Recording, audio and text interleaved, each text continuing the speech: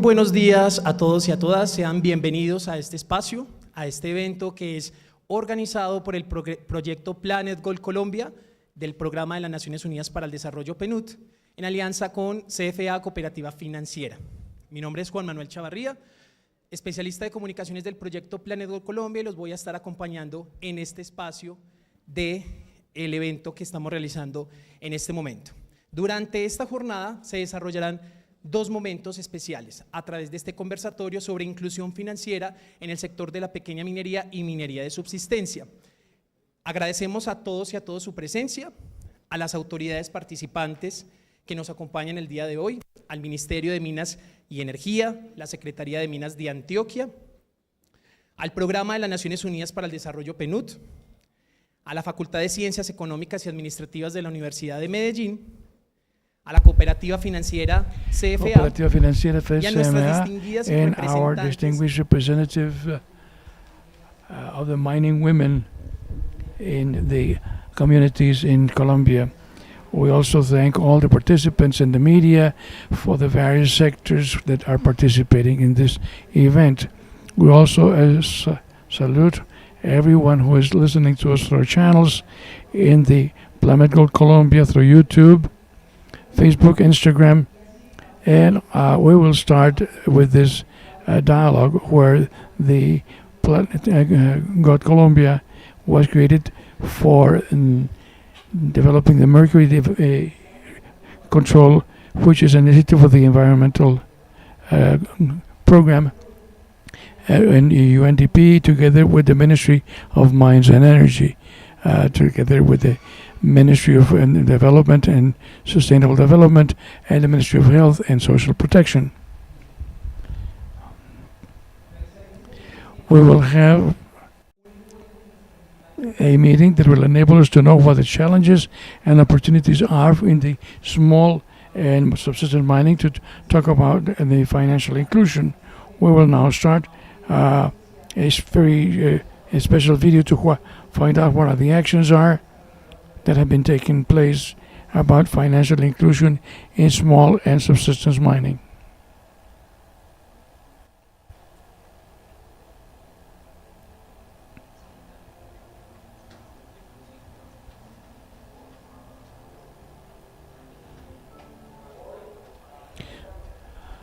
Today, artisanal mining has created a lot of difficulties in the environment, social problems, and in this formalization what we want to do is have people to have access to resources from the financial sector, leverage their operations, technify their economic activities, formalize employment, and for them and the communities will be more benefited and have a better quality of life. The mining sector needs help from the financial sector to improve their productivity, their practices, and that's why it is important to help with financial inclusion processes. This motivates small minings and subsistence miners to go into the environment. The access to credits will make it easier for the financial sector to find out more about the reality of small miners. We're setting up the basis so that we make it easier for subsistence mining and small mining can have a real transit to a mercury-free Colombia, and all to help with the sustainable development.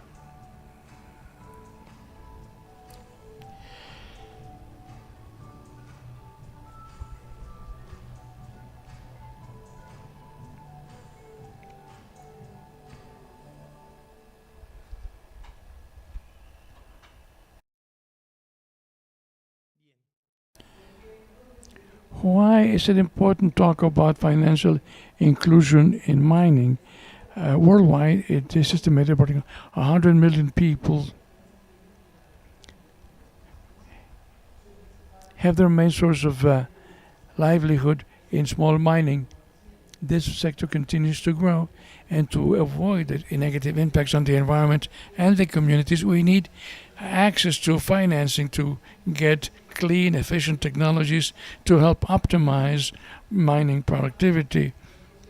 The processes of financial inclusion through saving products are vital to create traceability, formalization, and inclusion processes in more fair markets for these mining communities. However, there are a lot of barriers to this sector to become part of the financial sector. Let's look at the next video.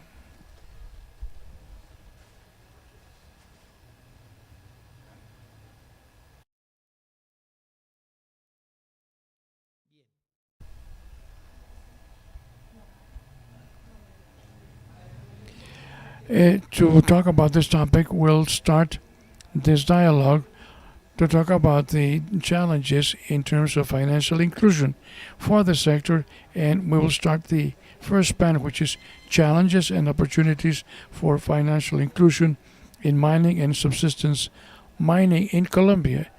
I will ask the following participants to come. Diego Larte, our chairperson. He's a thematic monitor for Fluent and sustainable products for the UNPD. And also welcome the following panel members: Luis Fernando Marin Berrier, leader of inclusion, financial inclusion strategy in the mining and energy sector. Welcome also our Secretary of Mines for Antioquia, Jorge Alberto Jaramillo.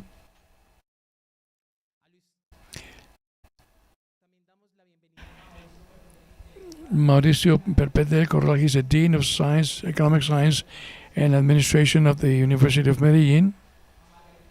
Margarita Pineda, Commercial Director of the CFA Financial Cooperative. Also welcome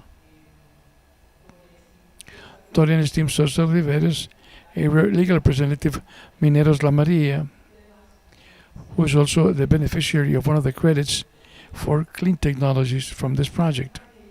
And Andy Van she is a treasurer and a member of the Association of Women Who Select and Fight for Peace from the municipality of Suarez in Cauca. Welcome, and let's start this panel. Good morning, everyone. Thank you very much for attendance.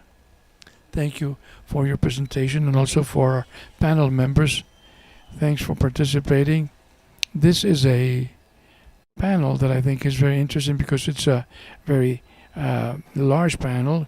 We can see the participation from various sectors, proposals of the 2038 agenda, public sector, private sector, financial sector, academia, and social and civil communities. We know that financial inclusion is a key element for development according to the World Bank. This is the possibility of generating these tools and instruments for people and companies so that they can have access to financial services, but accessible financial services that are appropriate to the needs of the people and the companies. And that this also, the agenda, 2030 agenda, is also proposing that with specific goals. ODS 8 about growth and work, economic growth, work on OS 9, which is specific goals for the financial sector to massify financial inclusion processes, but also an inclusion process that is not only just creating a savings account, but an inclusion that is also as integrated, which includes all the aspects, not only economic, but also social and cultural aspects for the companies. This is a major challenge. Just to tell you that this is not a discourse, it's just a key element for development. The Council of American Companies identified that when we implements of inclusion and diversity in companies for economic growth of those grows 70%, they can reach more markets. Revenues per se increase by 33%, and innovation increases 17%. I say this because we understand that the ideas of financial inclusion, which is diversified, of diversity and inclusion, increase productivity, and that is a catalyst for development. And I think that's one of the major opportunities we have in this project, which wants to intervene with small mining communities, not only to prevent the use of mercury, which is our main objective, but also will enable financial, economic, and social aspects, and even education. With this short introduction and understanding the importance of the private sector to create these means of accessing financial instruments, we know that the private sector also depends on the national policies. We have to working together with the public, social, and academia sectors. So the first question for Luis Fernando, who's from the Ministry of is tell us, for example, what is the institutional offer and the institutional policies to foster a financial inclusion for these miners. Thank you, everyone. Before starting, very special thanks to the Granite Gold Project, Liliana, with whom we started this work of starting how we can facilitate financial inclusion in this financial sector. Manuel Vien, who were also part of our work.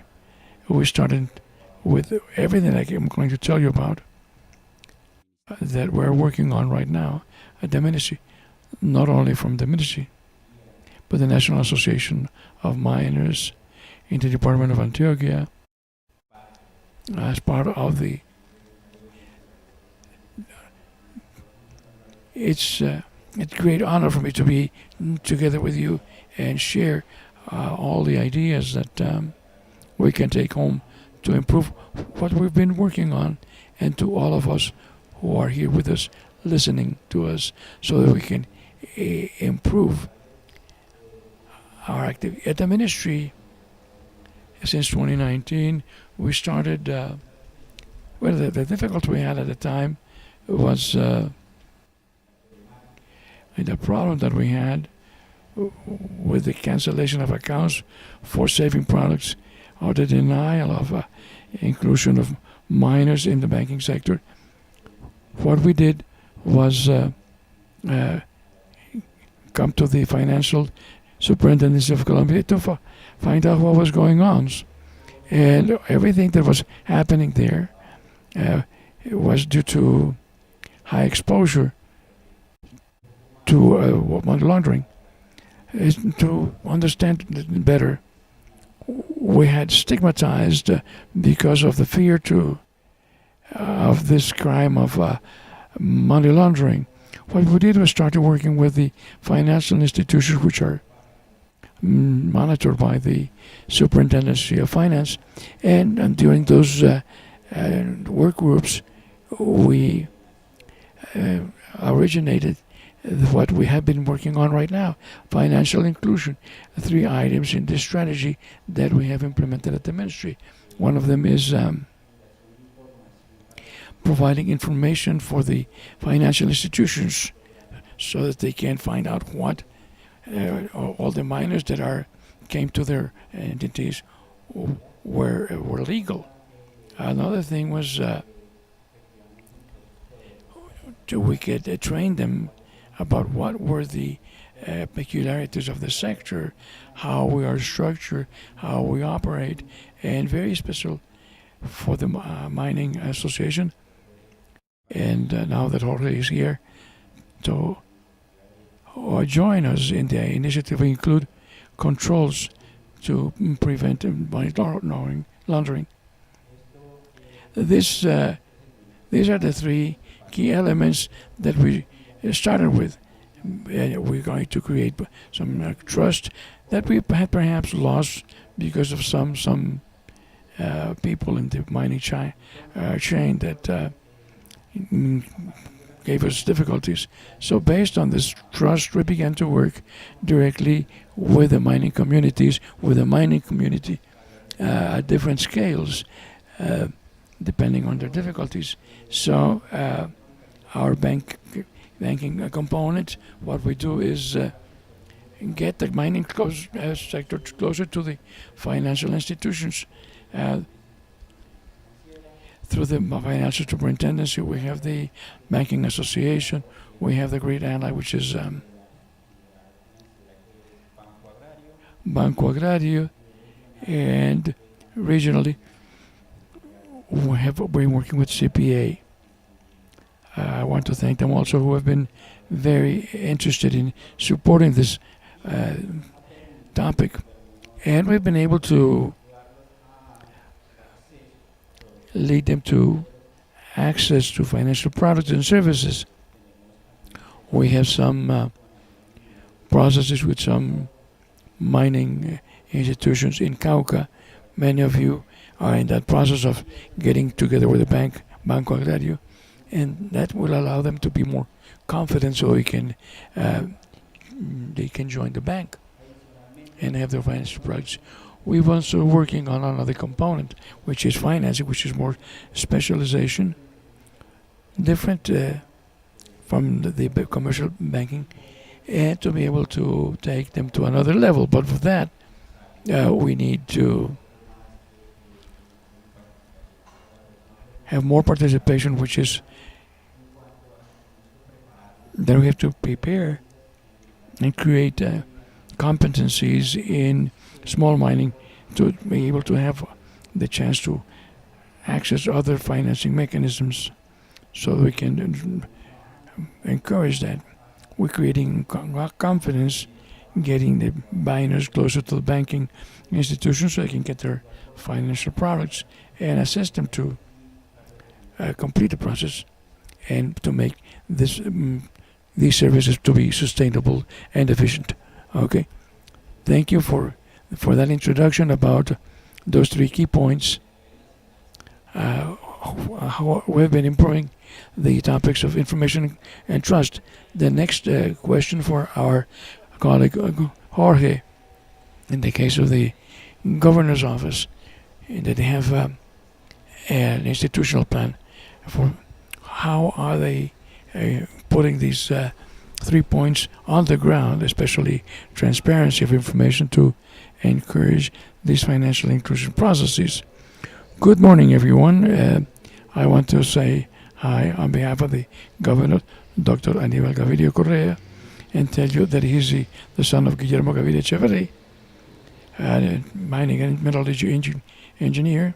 His brother, Guillermo Gaviria, practicing nonviolence when he was governor. I want to say hi to Liliana, who is the leader and has always been with us in Antioquia in all these important processes.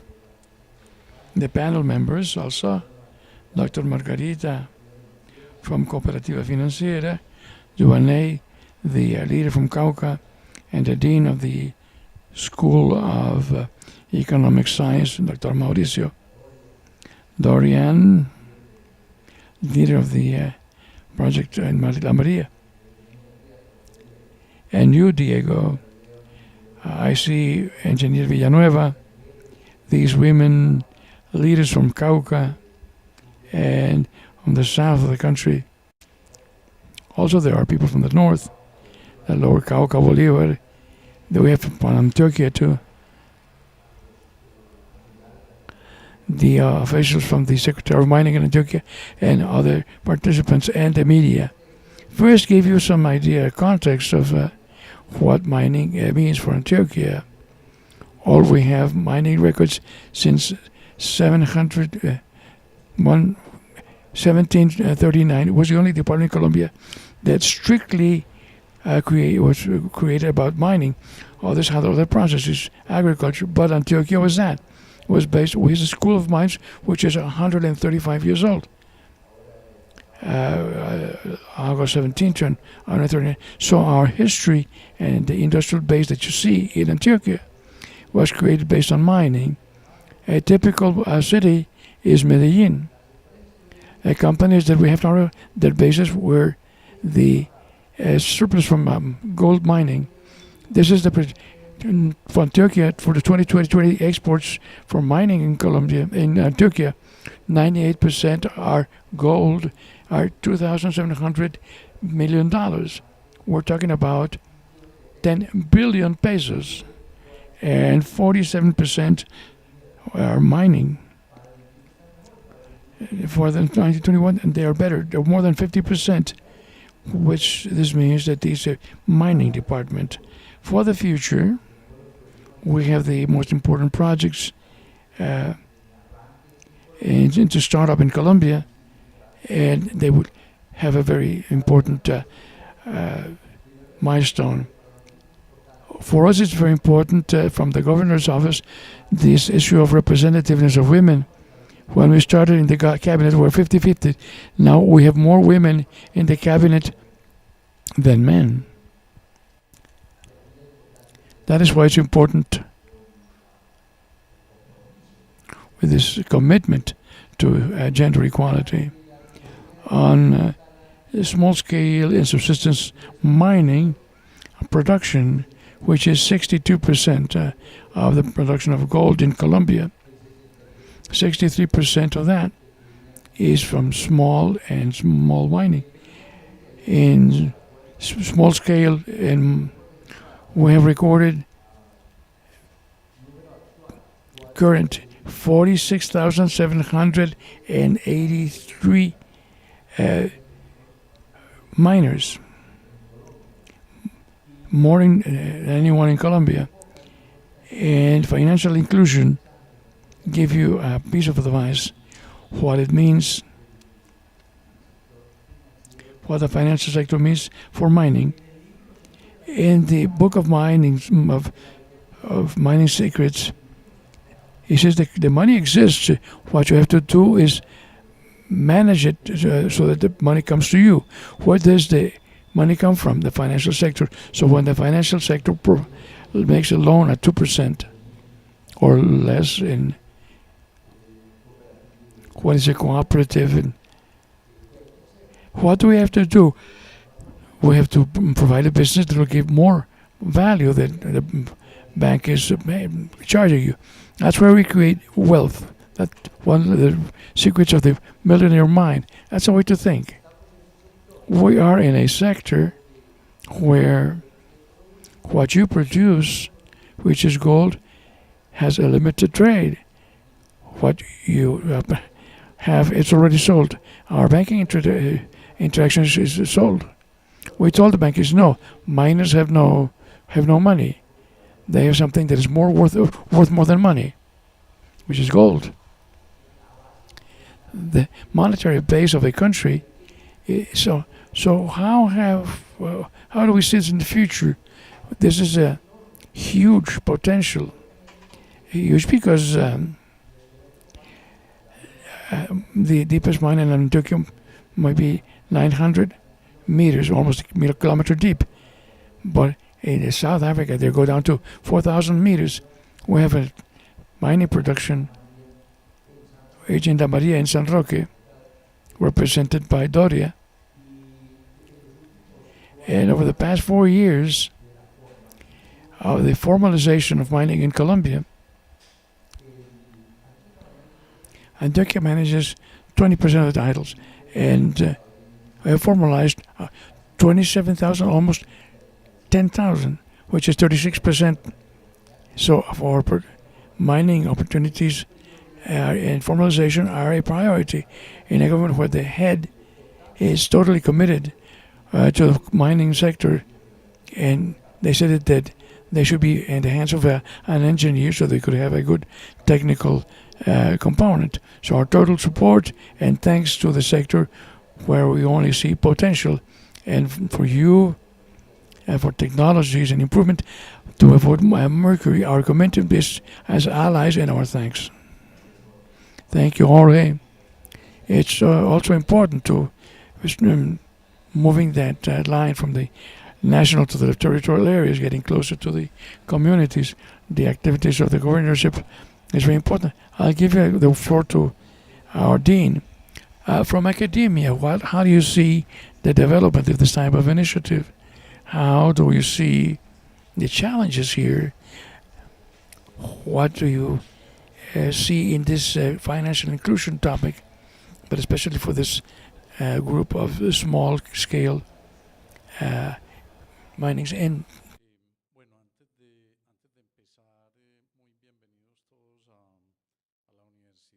everyone, to welcome to the university. It's very nice to have you all here. Thanking Liliana for this invitation, for the possibility to participate here, sharing with all of you. Diego, thank you very much for those who have shared this dialogue. I agree with your comments that it's good to have this panel with men and women, different roles, different areas from around the country. That's very important. That's a reality, and it's good that we can all have this dialogue from those various angles. The first thing that we have to say is that there's no doubt that everything that promotes financial inclusion is extremely important. On that, we've spoken a lot. You could say a sort of similitude, a comparison that the machinery that moves protection systems is the financial system, because it facilitates transactions of what we need. So this, there's no doubt about that. Anything that promotes financial inclusion is basic, and it's necessary, especially when we have these differential approaches to those processes. What I'd like to highlight is that this policy and these programs for financial inclusion for small mining and gold minings must include several very peculiar and very characteristic aspects for that mining sector in Colombia. Some numbers which are key and that show these characteristics. Well, the first thing is that gold production in Colombia comes mostly from alluvial lands. That is why we have done by artisanal gold seekers. About 76% of the gold produced in Colombia goes to jewelry stores, and 90% of that is small and medium-sized industry. So if you start to look at this, there's a major chain that is very characteristic by companies or people with the artisanal gold seeker, small jewel shops. There's a small chain that is of small size that gives this an individual meaning for that. And another thing which is key was low formalization or formality of the sector. There's a combination in this case which is very special, which is basic to keep in mind, that to low financial inclusion we add this characteristic of low levels of formality. That is why it's so important to combine these tools to formalize and include financial inclusion. Now, financial inclusion has another important factor to consider for these policies. First, Colombia is a country of regions, and the regions and the regional characteristics of this type of production are very different because of their context, because of their cultural aspects, because of the ownership, etc. So it's very important for these programs and these policies to be able to be appropriate and sufficiently flexible to recognize these individualities of the regions. I think this is something that Colombia has taken a long time to understand. Rural policies cannot be the same for all regions, and it cannot be you're thinking about it from all the decision centers, and the same in this specific case. The second thing is that there are a lot of lessons from the programs from some years back of service to small and medium-sized companies and micro companies. Those financial inclusion programs need to be together with training programs, education programs. That's not only training from the financial point of view, but also from the management of those small businesses or single-person businesses. There's thousands of examples that show how very often those micro businesses or one-person businesses, since they don't have they haven't had any training for develop those business capability and what that formalization means. You think that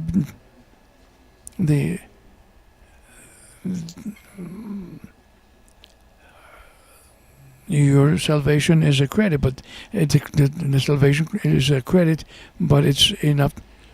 It needs to create a new revenue to be able to pay back the credit or the loan, and that is a lesson, a key lesson.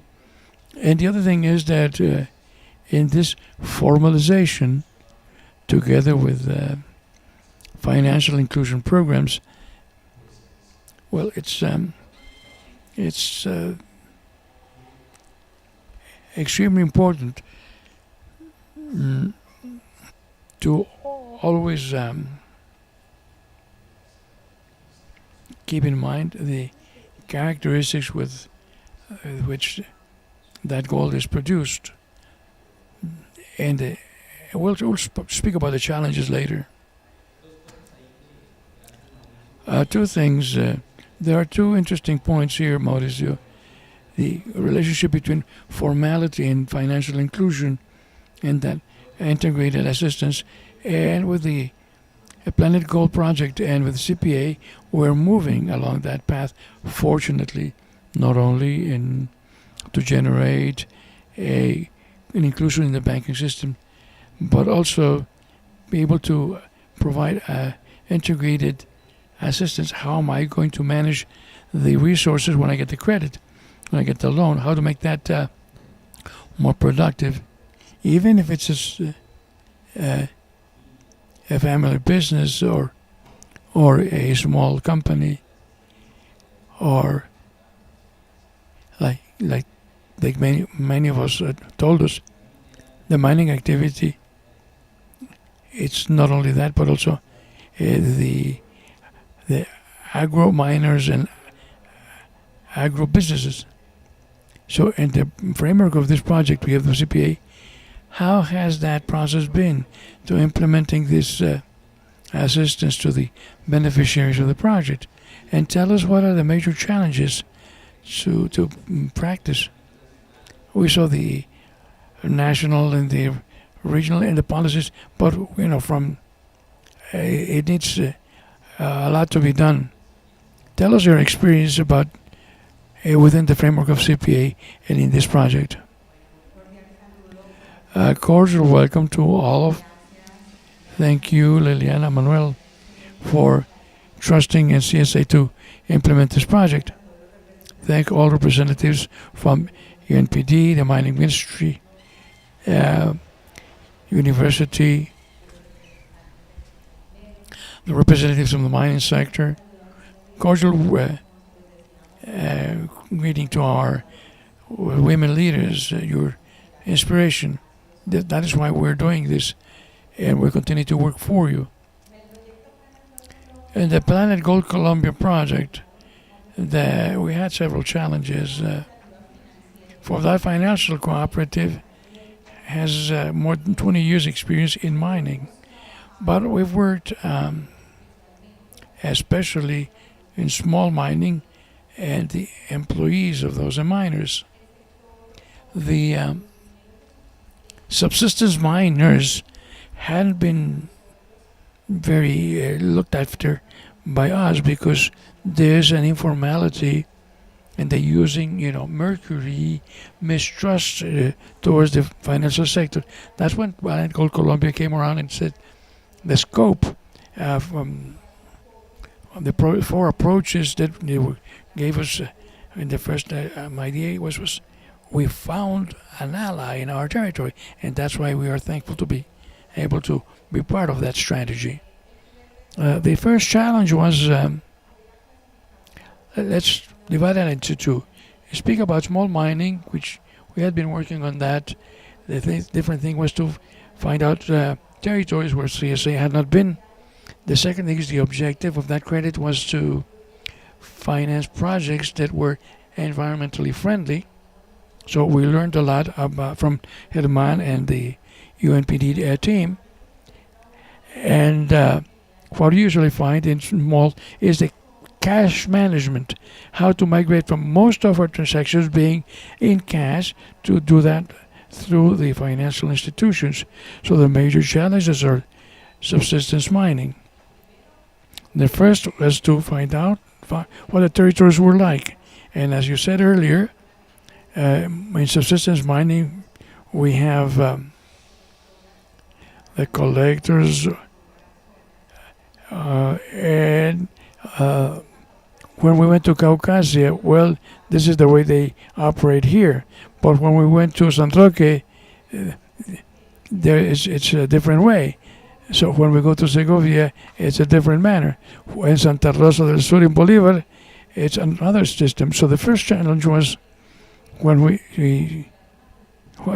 how to create an inclusive policy, understanding the reality of each territory, and when we began to define what we were going to ask for so that we can involve in the financial sector, we had to do a lot of studying, and that's where we want to thank the Ministry of Mine. He came with a team and he trained all our strategic staff at the cooperative. They gave us some syllabi that are very important for us. The Ministry of Mines, with the Secretary of Mining of Antioquia, we've had several seminars with the credits defining as well.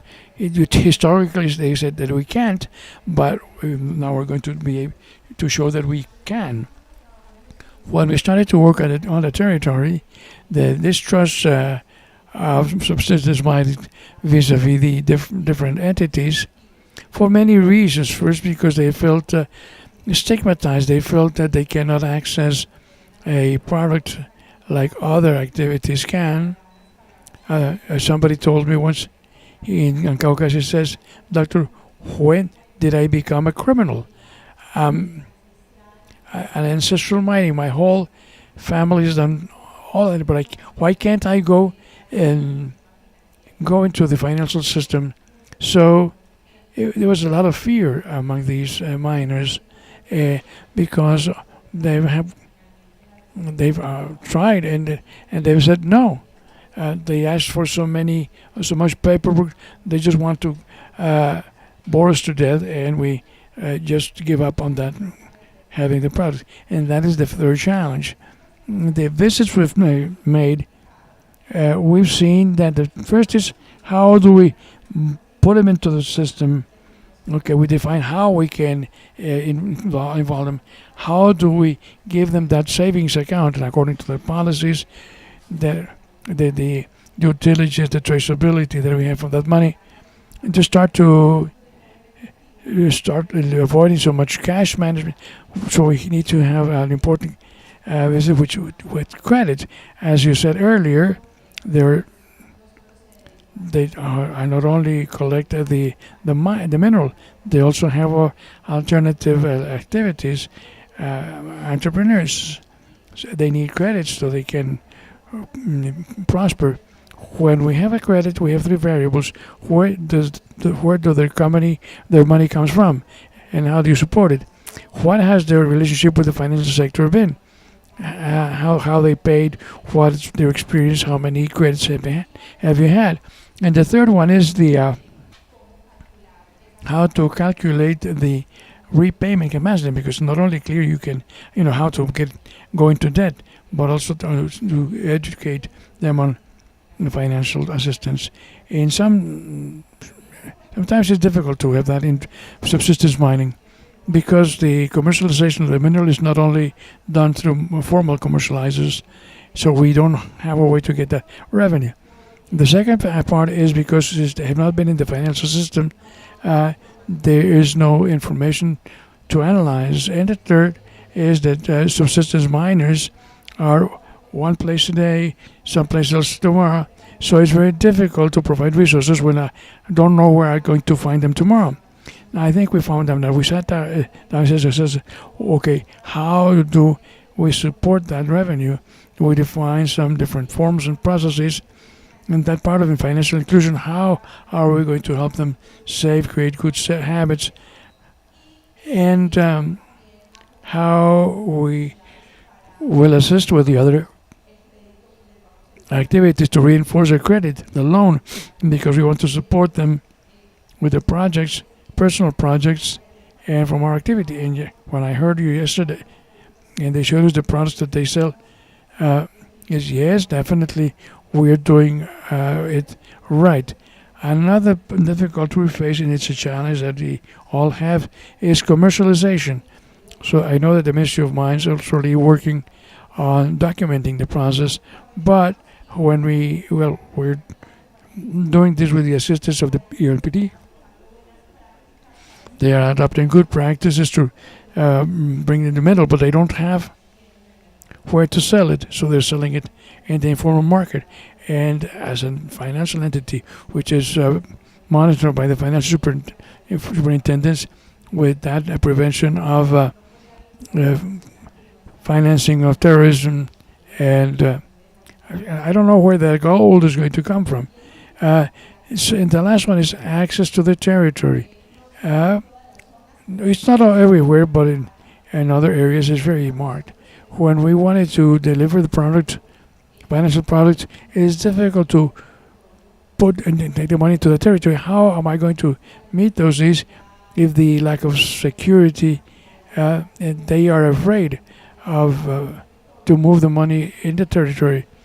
We don't have good access to the internet. How are we going to place our data phone so we can do the transaction? How are we going to do the digital process to decrease the use of cash and to be able to migrate to the digital channels that make it much easier with this financial inclusion process? So those have been the major challenges, the major lessons. Some have been resolved when we're working on others, but I'm sure that with the assistance of all of you, because I was key in this process, Manuel and Liliana, CISA doesn't go by themselves.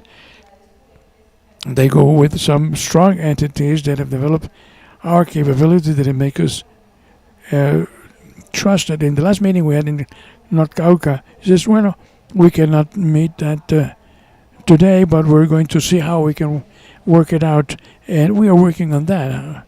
Thank you, Margarita. It's just the things. It's an issue of financial education, part within the institution itself. We think that we have to teach the communities, but how do we, the institutions, learn? We need to understand the diversity of the territory, the cultures, the people, and the diversity of the sector, and it needs support so that we can create those means to avoid using mercury. Another thing that I think is very that I can highlight here is the willingness as a private sector. Sometimes convincing the bank of doing this additional work, change the structures, will look at the territory differently. It's complicated, and many banks, and I saw that even with Banco, it was difficult to be able to get them to sell the ideas. And right now, the number was one credit that they had about in 2019. Not there's a specific Vinagro line to make this available, but there's a stigma, there's a lack of information, and I think that this re-education of financial institutions to promote this type of instrument is extremely valuable. And the idea is that these lessons that we're teaching, they can massify them so that you can get to other banks, because what we intend is a development for the entire country and the sector that encourages mining activities with the least environmental impact and without using mercury. Tell us the other side of the history. We have a beneficiary who has a loan. I think it's 100 million pesos or something like that. I'll give us some details about how that loan was obtained. Tell us what the good and bad, what was easy and what's difficult, so they can understand the story of the good morning to every respectful greeting to all of the minings. I want to start by saying that I am the son of a traditional miner, and it was easy. The credit was 200 million pesos. It was easy to sign the loan for formalization. It was easy to implement the mining project, but that has a name. In February, March, Dr. Jorge, when you were beginning with the program, they were building the government project, and I copied it and sent this all together under the same blue sky. And since that day, we decided to be major miners. Everything happened based on a team. We have a team of professionals that is a motive of pride. Luis Carlos Villanueva, who has been a pillar in our project. So when you are surrounded by people with a good team, with good people, I want to recognize Dr. Jorge Jaramillo, who was lucky for us to having had him as the Secretary of Mines in Engineer Santiago. Also, when you have a team that is strong and a head like Dr. Minas, a head of the Secretary, everything comes out very easily. So we're proud to say that it was easy, but because we have competent people. That was the summary. The difficulty to create trust, creating trust vis-a-vis banking institutions. The CRA was also our financial ally because they didn't believe us. They didn't believe us if they were a small miners. They didn't believe us. The Ministry of Mines to get together with the Banco Agrario, they haven't dealt with the mining sector. We complied. We have from the beginning of the program a strong process for protection of the environment and the money laundering and terrorist financing is something we are vulnerable to that. From the beginning, with that problem, that issue has been very crucial. It's difficult to create trust, but now we are a benchmark. Now, banks wants us to open accounts with us. Da Vivienda in Colombia want to be with us. We are loyal. They opened their door. We created a 200 million peso line. Relatively, because of the operation, small, but it's been very useful. We have investments in the environment, 100 million pesos so far in the project, and we continue to invest. We've played more than 1,100 million pesos into the states in royalties, and creating building trust is the most difficult. Right now we're getting out of that hole. But mistrust is from both sides, because small miners were also stigmatized. So they don't want us, they don't like us.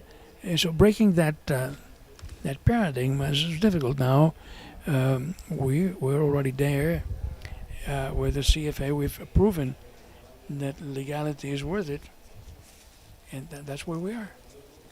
Proud of being miners, and we want us to be seen not as the small miner that we have to, no, poor things, no. We are proud miners and very major miners.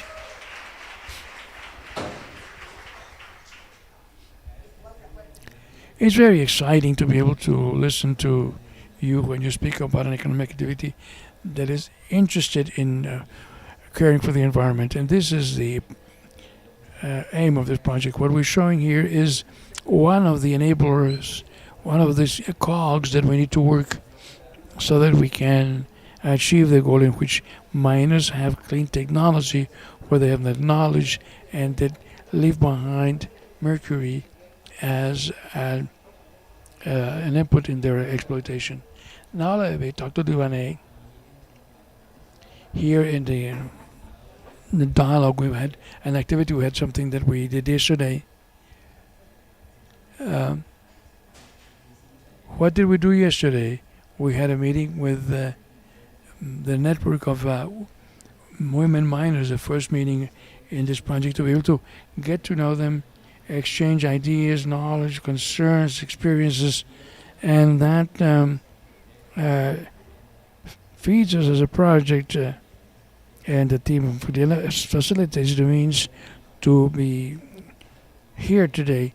And with the lessons we learned yesterday, we had a much interesting and fruitful good discussion from the organization and from your personal experience, which right now I understand you are not still part of a financial inclusion process.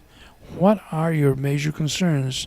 What are the mistrust that will enable us to understand how we can improve so they can have easier access to a population like you, the one that you represent?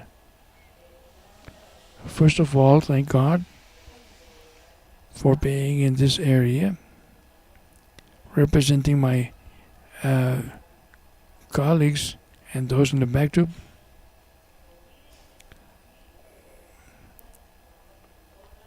What we're expecting here is we hope that we can speak up, thanks to ARM, the UNPD, the mining ministry, because that's why we're here.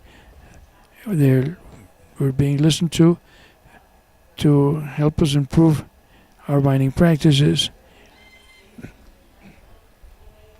Facing these challenges with the financial entities has been crazy. It's been a real struggle. This is some miners from Suarez, Cauca, for the past year have been trying to, because for more than 4 years we are legal. So we're formalized. We have in Genesis we have a Chamber of Commerce, a tax identity, but it hasn't been able to get a bank account, both for the association and for us as subsistence fighters either, as individually. We've been fighting with the Banco Agrario together with ARM, which is the one that supports us right now, submitting a number of requirements that we came to them and says, these are the requirements that you have to fill. We do everything that we can. Scan the papers. Will they bring? Then we talk to the manager. They review the documents. He says, "We'll send it and see what happens." A week later, he says, "What do you need to do? Meet this with paper?" He said, "But why? This is what you gave us, and this is what we're asking for." We didn't give up, but with the support of Ministry of Mines and at the time, because they had to knock on the door from the above so that we could go. And he says, "No, look at the documents for these women." And then it was possible to open a bank account for a mining woman from the association. For the banks,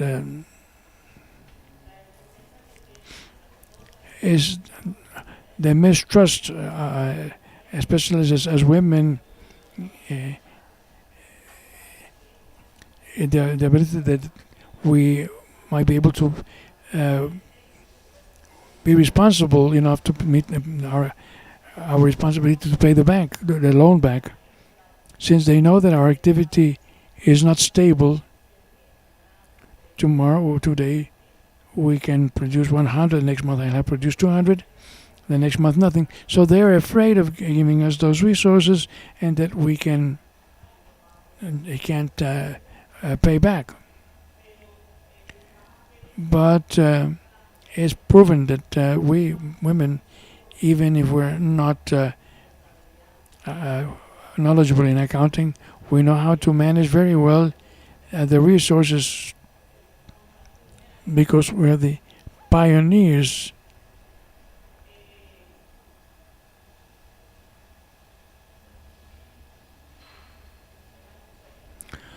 What else can I say? Well, you have a very clear idea, and if you want to add later to complete this first block, is that definitely we have to overcome that mutual mistrust barrier, the fear of going to the bank, and that ability to self-manage that the communities are finding and they're getting leadership in the organizations to take steps to move towards the financial inclusion process, but also understand how to reorganize those instruments, those forms. Clarity in communications is key. For the community, it's very difficult when they're moving from the urban area, going to the having access to internet, go get the certificates, that whatever they ask. And in that respect, we have to have that approach with the financial instruments, which is the practical tool to get to that. Another one is that the financial and government institutions, they don't, when they're going to ask for the requirements, they don't keep in what we can do.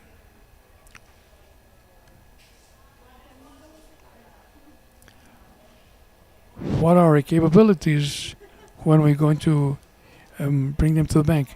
He says, no, these are the requirements, but actually you don't know whether we're going to have those documents or not, because sometimes ask us for the declaration of production.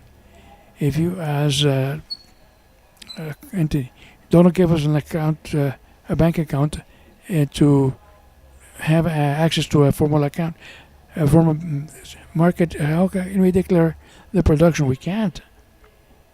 So you should keep that in mind. First of all, look from the territories. What are the mining women's capabilities to have the ability to access those credits? Because they ask for some documents. Where do we get those documents from? Right now, we're not selling formally, because to sell formally, what you need to have the bank account, and that's where we have a vicious circle. We have to break that circle, where because of lack of information, because of that informality in which we move, a lot larger part of the channel of the chain operates, prevents the access to financial instruments which are tailor-made, that make it accessible. For the second round, which we already saw some challenges, difficulties, based on the experience of the various actors, of these four representatives of the civil, academia, public sector, and what are the opportunities? The second topic is let's look forward, next steps, and the question to the ministry. And Fernando, can you tell us a bit about, as a breaking news, of what we've seen about the lives of the new government?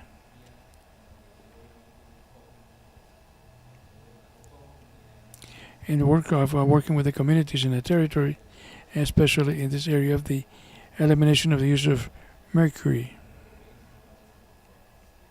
What's next in this area of financial inclusion? I'd like to take a couple of minutes before that. I know that we're against the clock, but what? Thanks to that involvement with Jason Ordóñez, getting an account with Banco Agrario, they resolved a lot of questions of the bank vis-a-vis the use of monies from subsistence. That was the pilot, even if it's just one subsistence miner, which rationalized many of the things that you're telling us. The genesis, all these requirements today, yesterday, day before yesterday, was we were told by the Banco Agrario that they had 500 applications. So this is going to be a much faster process than what we had with the businesses, because the bank already has an area specialized. They know of everything, especially that I gave them all the assistance I gave them. But even within this, among those 500 miners that are about to be reviewed to join the bank, they probably include all your associations and all your associates. So thanks to that, that's what I wanted to point out. There's a clear example of that. Mr. Dodiel, I know the case. I've been following it. At the end, we can talk about and tell you what's happened, and perhaps give you a couple of recommendations, because we already have some experiences, especially with the regional Choco area, which one of the most active branches of miners in the bank. They have appointed people who specialize in the sector so that we can serve them. So at the end we can talk about that if you want to. The opportunities are huge, especially for artisanal mining and small-scale mining, because of financial integration. You have realized that we have different actors in the process. The financial banking, we have the miners and the mining institutions. I'd like to speak about each one of those opportunities. these process of access to products, it has to go through the of information. We're working on a platform to find out who are the miners who have made all the requirements and have all the permits from the Department of Mining Areas or associations, but we need a bit more. Go further, and we're talking about the mineral traceability system. This is something that the banks have really asked us about it. She knows me more than me. This is a very urgent need, and this issue of mining traceability is much more visible in this new administration, and we're going to do a lot of things that allows us to smooth out some of those difficulties. The other one is about production sector. As Dr. was saying, this goes through the issue of training. We cannot, and what I realize is that, tell the miner and go bring some documents and wait. We have to train the miner to understand how that financial institution works, so they can file a petition and answer perhaps what the financial institution is going to teach them. And being honest, what we've been working with the ministries, we need to strengthen the financial and economic education so we can have our very competitive miners vis-a-vis those concepts, not only to be able to enjoy banking, but also carry out their banking activities, especially where that's where we have a major shortcoming. And we have an opportunity to innovate new products that really fit the needs of the sector. Dr.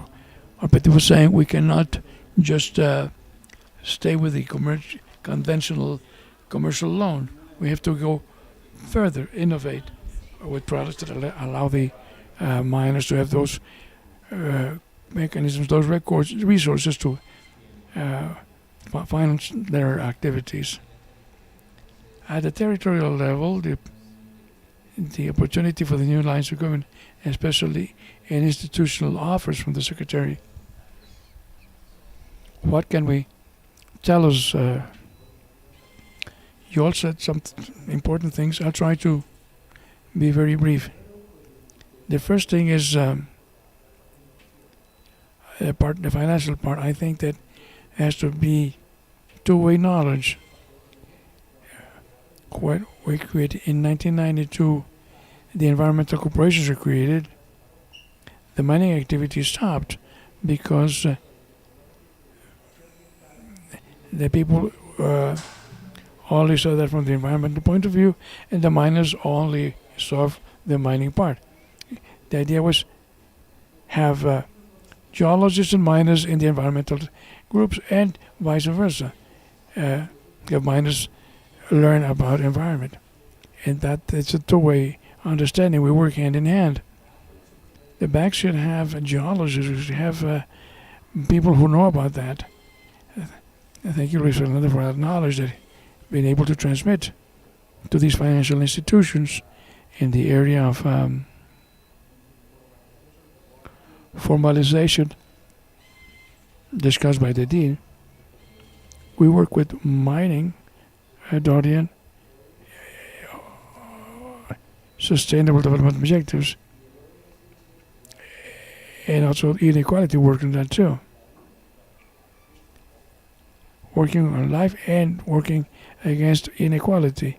And what never eliminates that is formalization through three reasons. First, formal employment, social security and all. Social inclusion at a company. And statistics tell us that during the first 5 years, 60% of companies, new companies, go broke. And the development of capabilities, creating a company in Colombia is not easy. But if you do that as you should, it succeeds. Let's have the social, business, technical, environmental, and illegal. And that allows you to know what is your current status. And small mining needs to, and I'm sure they need to have the key support, that guideline, like when your mother teaches a baby to crawl and it teaches them to walk, because we are partners with the state. We have to learn them to teach them how to work, how to walk. This is the most profitable thing that could be. We are professionals in the mining sector, and we have to teach them, because the state itself is the one that comes out winning. That's why I invite women from all over the country. You want to take that message. We're creating a mining environmental center in municipality of El Bagre.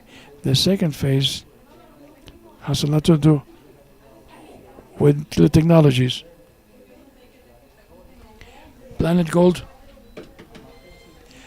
and to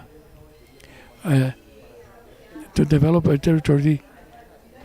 You see how to do it. It's just two conditions. First, take advantage of the competitive advantages, the territory, and the second is the talent and humans. And if you develop those talents, and if you don't develop them, we lose them.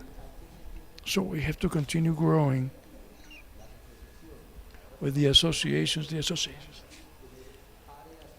We have to have areas that you can legalize when you get the opportunity and the preparation. Get together. The opportunity is there, especially now. Law 2250 that is that for encouragement, an initial drive.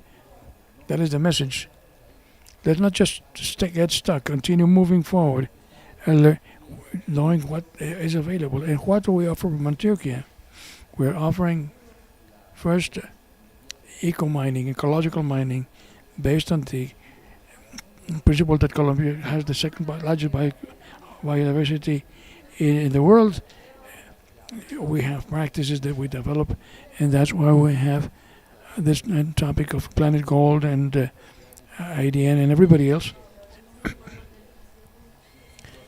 The second thing is working for more formalization, according to the way things we told you earlier. And we have the 2040 agenda. We've been having more than 90,000 surveys and 300 and some workshops. We want to be an example for the country. 2 weeks ago, we had a map of the poverty in monetary poverty, and the monetary poverty is tied to development of companies. Where the more companies we have, there is less monetary poverty. Turkey is about 29.3, but there are departments next up which is 69. That's not fair. So we offer our abilities to be an example to everyone. We go to many regions to learn. We go into learning mode. Thank you, Diego.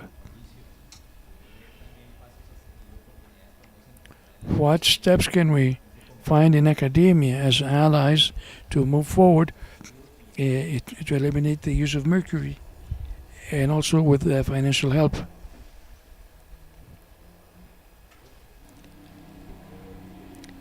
I think that there are several challenges. The first one is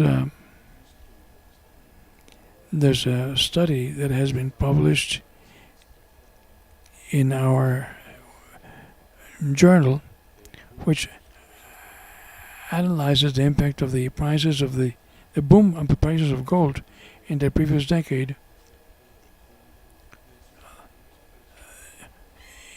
how that was reflected in the municipalities. So the first thing that comes to mind is that that impact is very small. Very small. So that leads to several key challenges. The one we've spoken about, formalization. The second is inclusion, with a broad concept of inclusion, not only financial but also what Jorge mentions. The third thing is something that you mentioned earlier about the commercialization problems. There's a chain that should be used from the banker to the small jeweler who produces and who's connected to their formalization. This is basic, the economic system that moves all the production chains. So there's a possibility of creating a chain that will help a lot solve the problems that we have. Another point is science, technology, and innovation.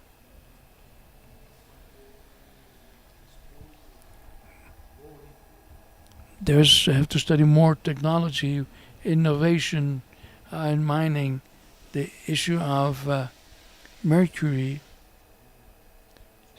Science and technology innovation are the key. For 2020, the world stopped. What was possible? Well, it leveraged the world again with science and technology through the vaccine. So we have to promote with that cooperation in this sector. We have to have a very clear idea. And this is one point in the program. It's basic that we have this availability of environmental sustainability. The world needs information. This is a sector that has information problems, disaggregation information, lack of information. There are some figures that don't match. But the programs, the actions, depend on having good information. That networking that you promote it's very close to being published by a pilot study about the importance of networking at a local level and how those networks contribute to development, and how my final thought is that Colombia has been successful in development projects programs for specific sectors. The national plan for the development of micro enterprises, which is a continued effort, a very important thing. They had the state, civil society, the NGOs, foundations, etc. The Inter-American Development Bank also. And as part of the National Development Plan, we should have, and this is something that I'm going to throw out at you to think about. You always have to look at the successful cases, the way the small coffee grower producers got organized through a member of coffee growers who have research, technical assistance, cooperatives, commercialization. I think that this is something that this mining sector should think about. A model similar to the Coffee Growers Federation, which would gather all these services through that association of all those small miners. Thank you, Mauricio. Networking is. We had our first meeting. The exchange of knowledge is key to strengthen those trust. When I see my neighbor is doing good, I am motivated to copy to whatever's. Now, what next steps to get more sustainability? What can we do with CPA in the project? The nicest thing about the project is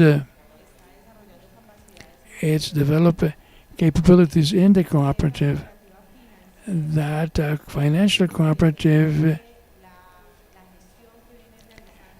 keeping in mind the activities in the mining sector, in the deliveries that we have, is a financial instrument for the mining sector, and not asking for documents that don't even exist, depending on the activity or the segment that the miner is in.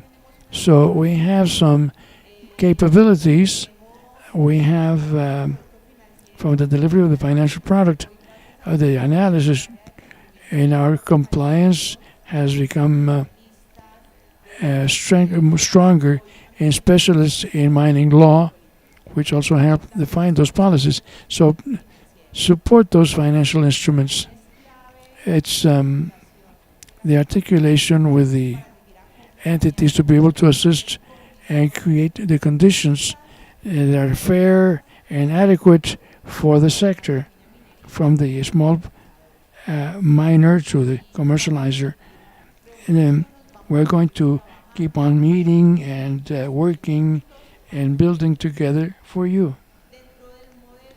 Part of the work model that CFA, which we discussed it with the yesterday of mining women, is the network of and economic circuit methodology. This strengthens the productive unit, and they are not only gold seekers, they also have other activities. So we have an alliance with education centers, with the SENA, with our foundation.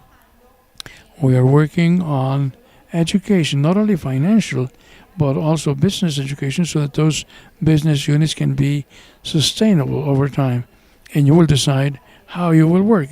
One of the says, I don't want my son to be a subsistence miner.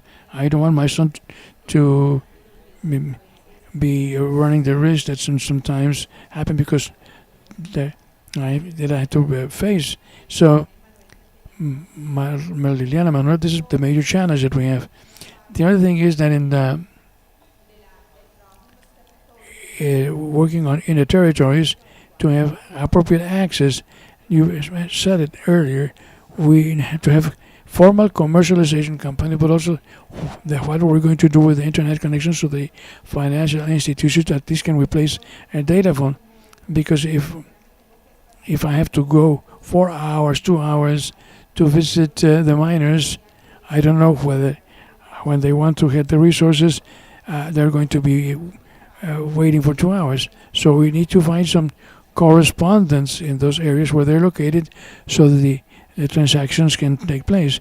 And in the training or education in digital channels, because as you said, it is difficult to take the resources to specific areas.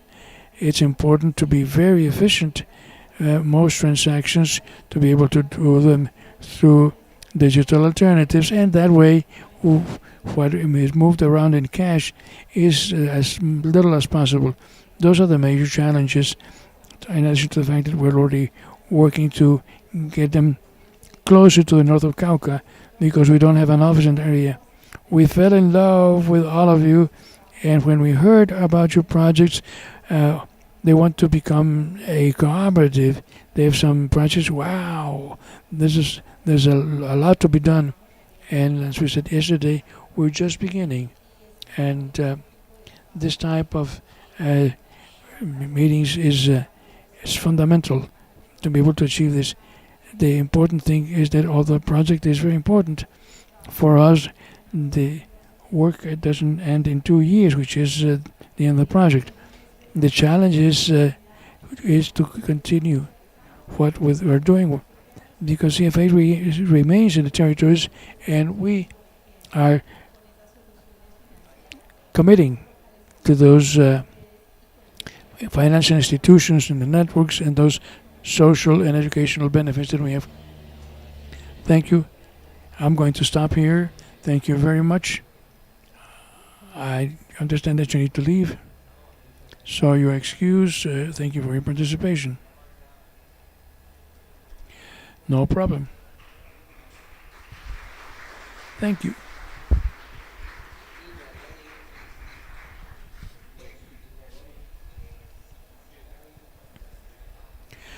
If we wanted to convince men and mining women who want to have access to a financial instrument, how would you explain that to them?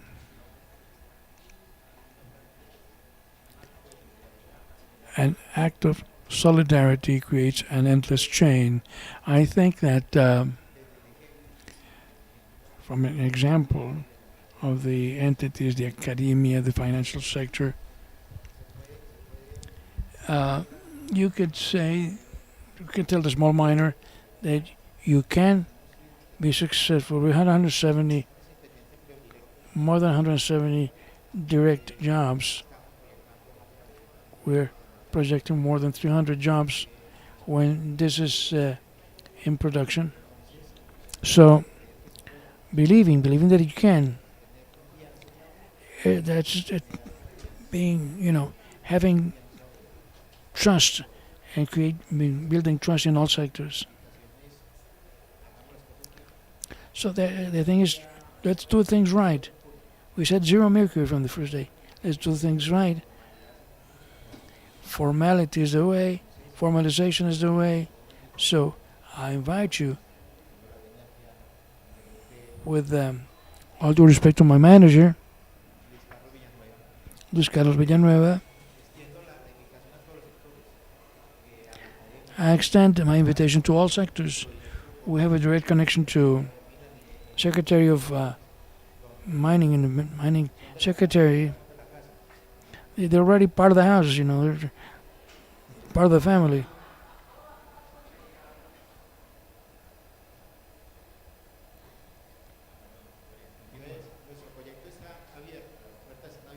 The project is open if you want to come to us.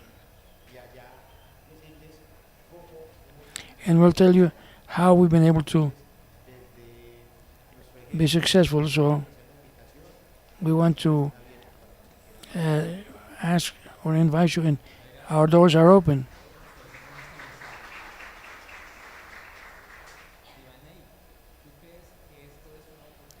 Do you think that this is an opportunity? What could we do if that would become a real opportunity?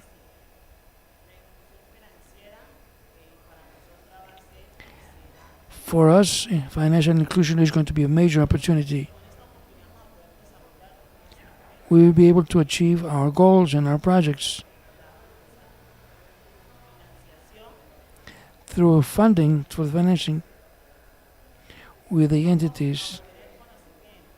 We'll get knowledge, and we're going to replicate that in our communities. Our communities, financial knowledge is very little, and if we are able to train ourselves and replicate that, and we are going to be able to prove, and they will see that we can do it, because there are many of women who are in the mining will also have other businesses, other micro companies, egg laying hens, fishes, dairy products. Those are initiatives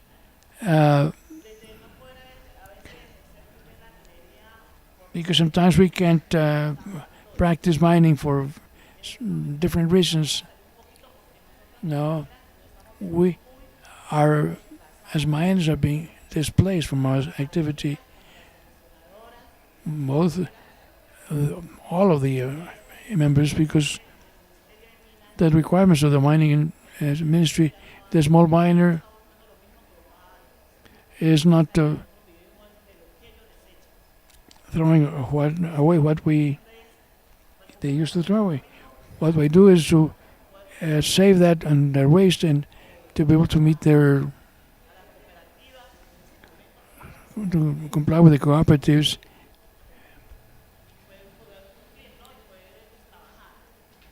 And so they can work. So it's another part that we must work with, because we actually, the selection, the oil collection is very, very affected. And we're going to be phased out. When other activities that we have, we will be able to become stronger. Since we don't have the same time in our mining activity, we're going to have more time. We're going to be using that for our agricultural activities through the loans that you can give us as subsistence miners. And as I said, with knowledge, that knowledge, well, nobody can take it away from you. What we're learning here today is going to be here forever. And thank you, all the entities that stay up nights to build everything that we see now, which are the subsistence miners, because we are empowered. We are not afraid of anything. So we are here trying to get included in financing, thinking about other businesses that we can reinforce. That's something that we value a lot, and thank you all.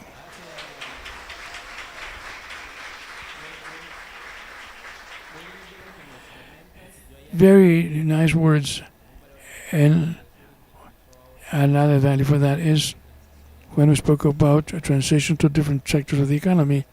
What you're saying is telling us that fair transition to the labor market, to a different activity, and we should that with financial leveraging. Jorge, did you want to say something to complete this panel? I wasn't yesterday, but I heard very interesting things today. I just wanted to tell you about today.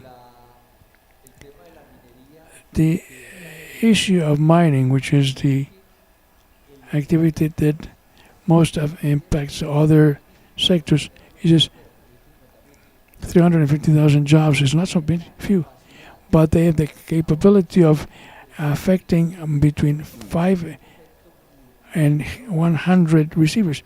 It's a multiplier. When the pandemic here in Antioquia, we had 400 beds available. That's nothing for what was expected. We didn't know the size of it.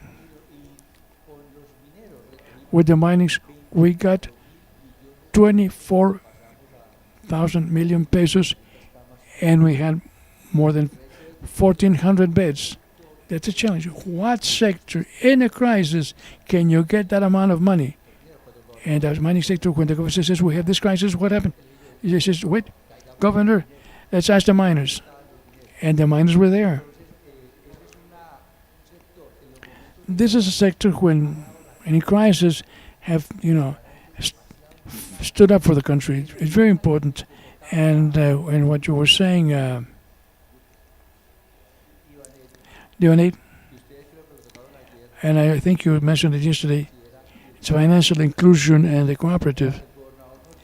The governor tells us, listen, with mining we can achieve well-being, and well-being is to get into heaven.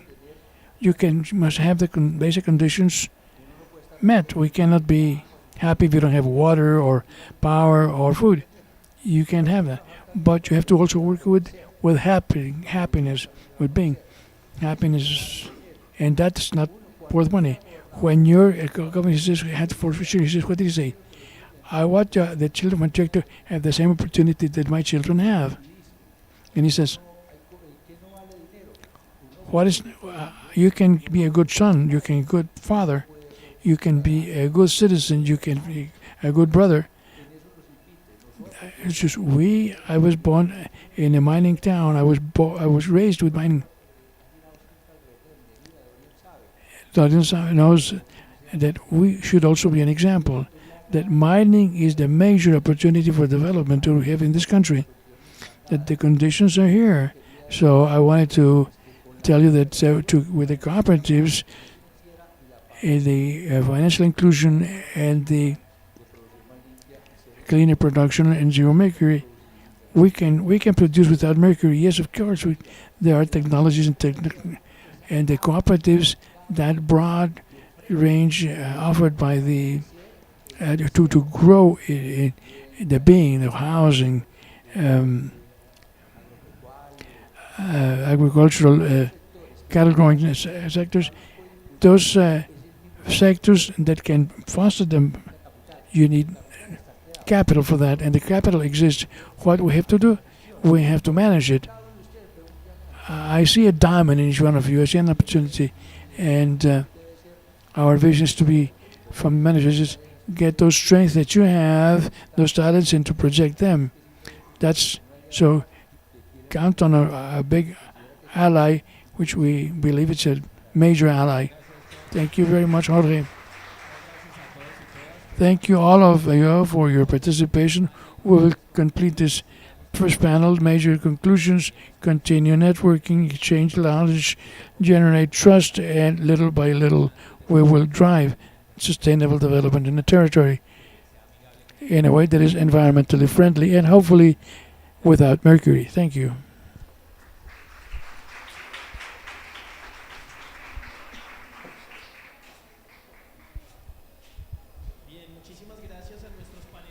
Thank you, our panel members, for the first discussion.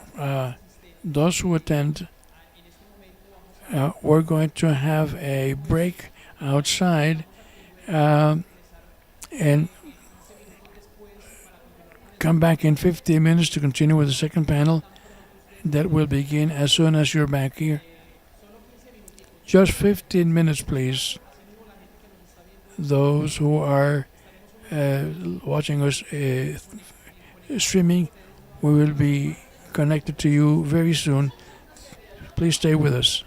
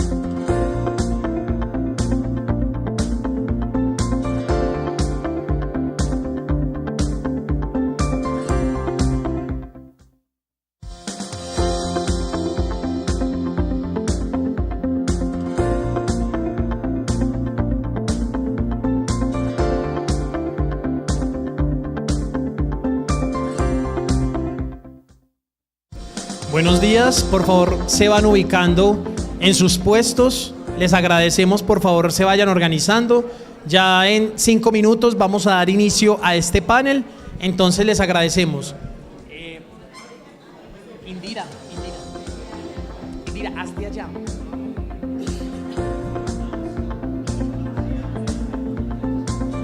Les agradecemos por favor ubicarse en el espacio. Creo que hacen falta personas de afuera, ¿cierto?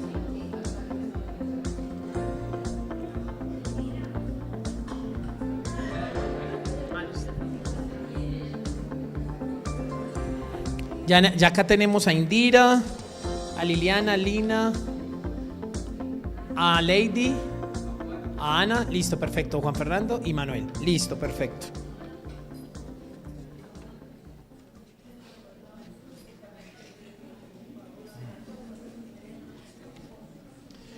También les agradezco entonces a los presentes que cuando ahorita la moderadora, que es Liliana, diga ya terminamos el panel, no se levanten, se permanecen todavía ahí sentados por favor, porque ahorita en el primer panel se pararon inmediatamente, entonces se vio como ya se va a acabar. Entonces para que sepan que cuando ya Liliana despida el panel, vuelvo a retomar y así ya hacemos la despedida, listo. Y también a la red de mujeres.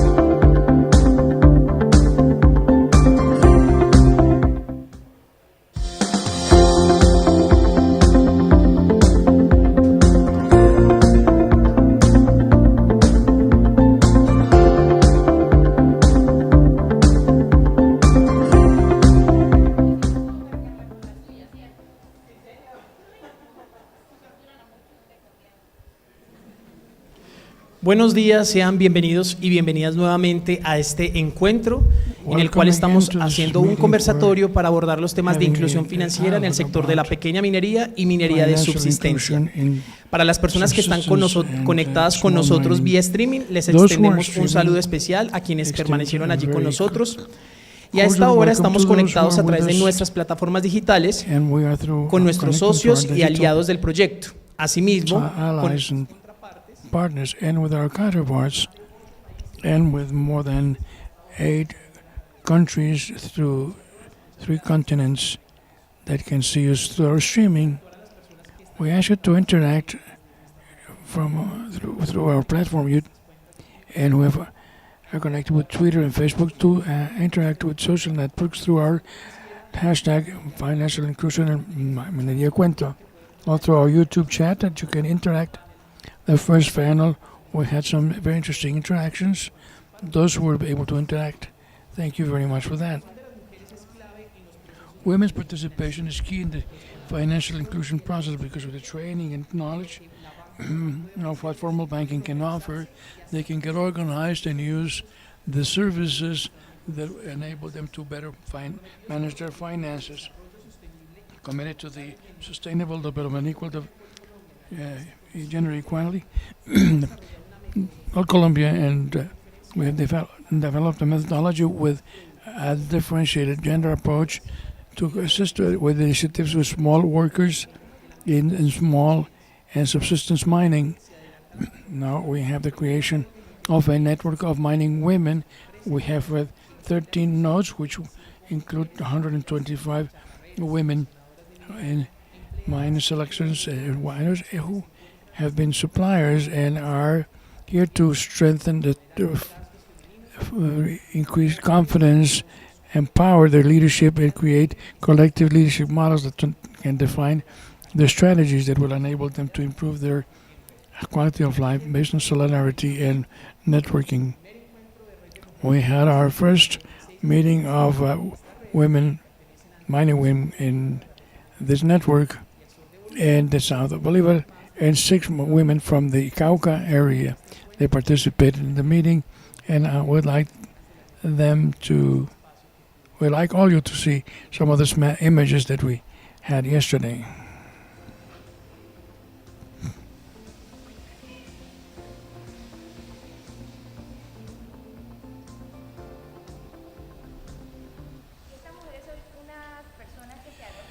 These people have gotten organized through their needs to create and implement production projects.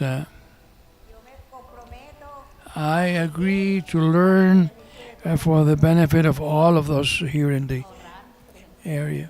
To saving, we didn't manage our money properly. We are pulling forward to see if someday will be better. We'll probably start with chickens, and then or maybe with other animals. You have to be empowered. You have to love yourself and try to make other women feel that you can get together. We'll help each other move forward the project and get a mission and achieve all our dreams. Resilient women, empowered women who are transforming their lives by improving their home economies. This has changed my life a lot. We're independent women. When you put your heart and your strength in fight, we're warriors. We're moving forward.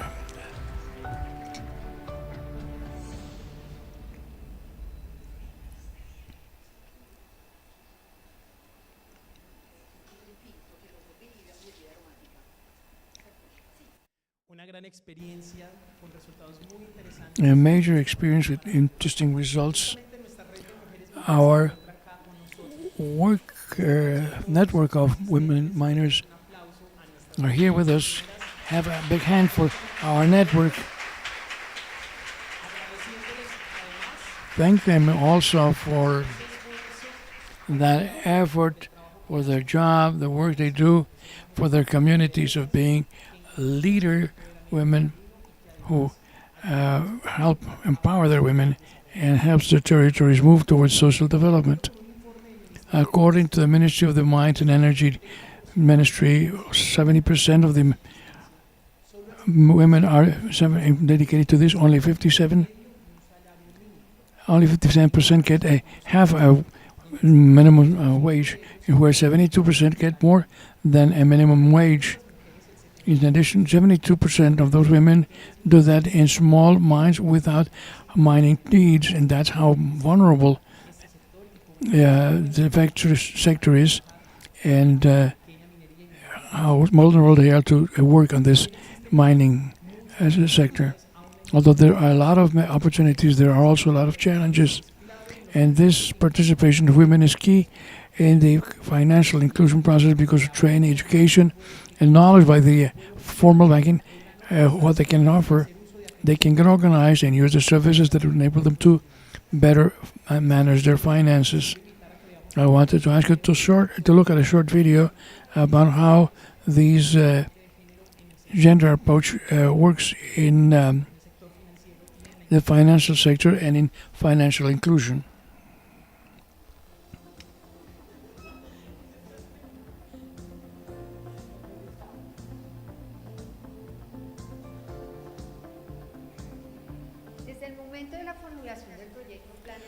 When the project was formulated, we're aware of the inequality in our mining groups.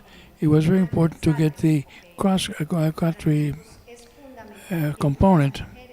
It's very important for women to be protected or feel protected by these mechanisms and make it easier to access those mechanisms that we are implementing. It's going to be very important to have women's participation, teach them about finances. I agree to learn for the benefit of all of us here in our area. I dream that we can all pull ahead and we can all have their source of income at home or Planet Gold Colombia is this financial cooperative. We're trying to get mining women that are leaders in the production activities. That's why we're going to go research in the territories, find out what the major needs and opportunities are.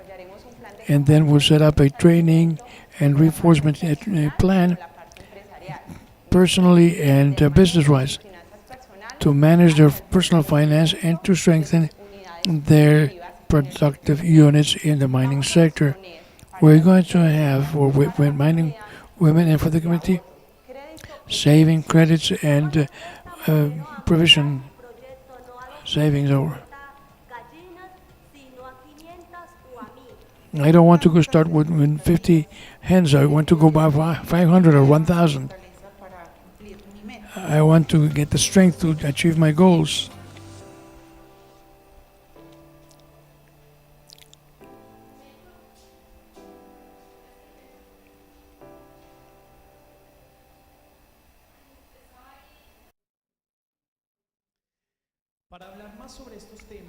To talk further about these subjects and the barriers for women in these inclusion, financial inclusions, we have the second panel. We'll ask our participants, with our chairwoman, Liliana Moreno Flores. She is the leader of the program for the UNDP in Colombia. Lina Maria Escobar, gender advisor for the Ministry of Mines and Energy. Manuel Hurtado Gonzalez, an expert on financial inclusion. Ana Beatriz Barón, head of project for the program of small donations in the sustainable development area in the UNDP. Juan Fernando Céspedes González, Director of Economic Networks and Circuits for CPA, Cooperativa Financiera. Also, we invite Indira, who is already a representative of the Women's Network, Lady Joana Bastides Montenegro, an associate and representative of the Colombian Association of North of Cauca. Dear panel members, good morning. Good morning, audience, our leaders who are part of this first network of mining women, which we expect to grow a lot more. Have been 2 days full of emotions, and I am shaky because it's been a very major effort by all of them who have come to be with us, but also because, as Divine A was saying, we have stayed up late to see how we can pull ahead and how we can make these dreams come true.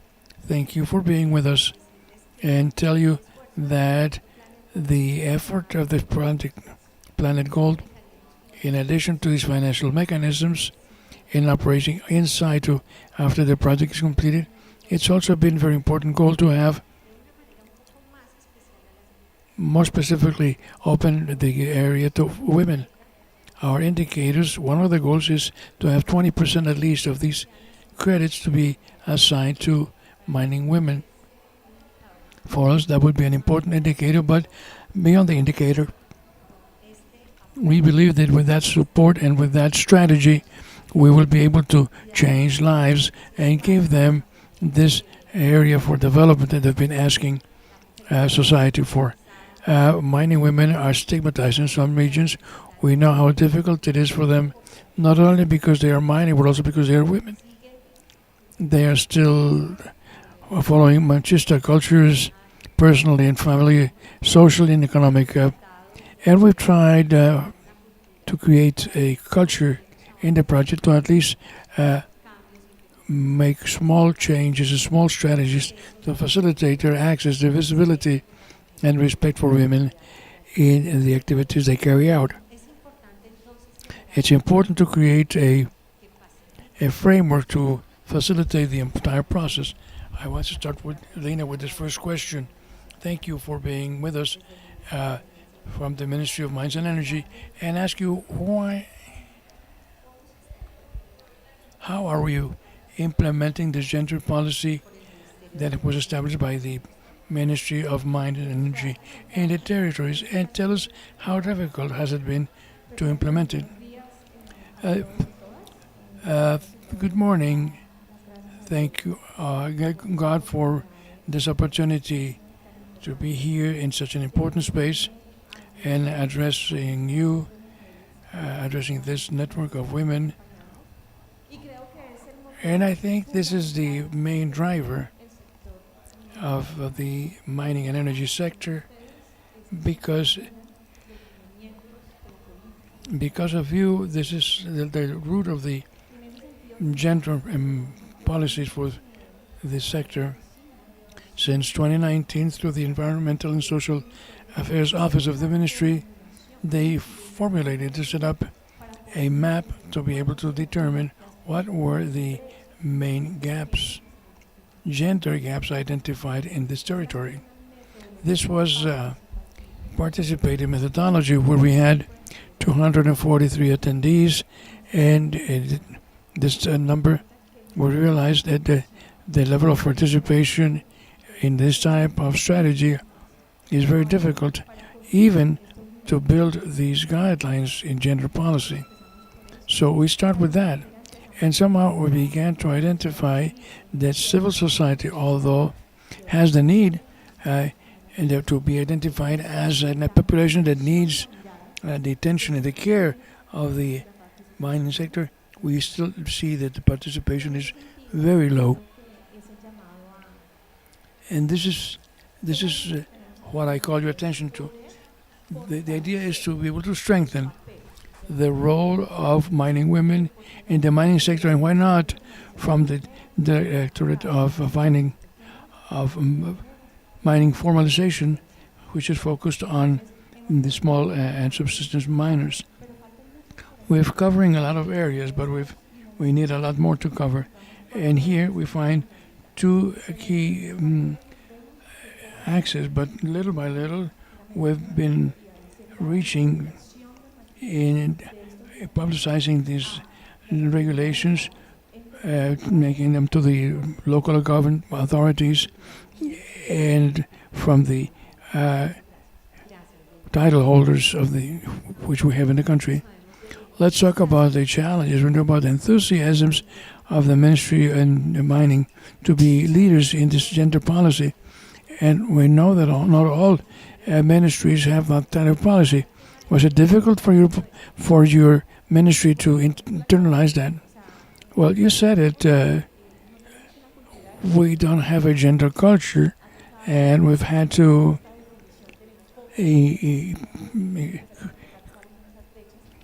identify the gaps Although it is true that the gender guidelines we have right now are a guideline to implement some actions in the energy and mining sector, it has been very difficult, but not impossible.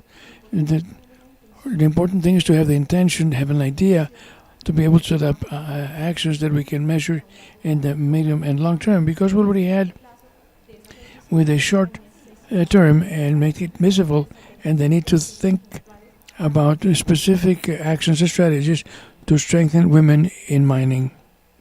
Thank you, Lina. We know that that includes financial inclusion. I'd like to go on with Manuel, who's an expert on the topic, and why prioritize women in financial inclusion. Tell us a bit about your experience. We know that thanks to you, we have met here in this event. You are our financial advisor in the Planet Gold project. Public thanks to you, because part of this achievement is also part of your success.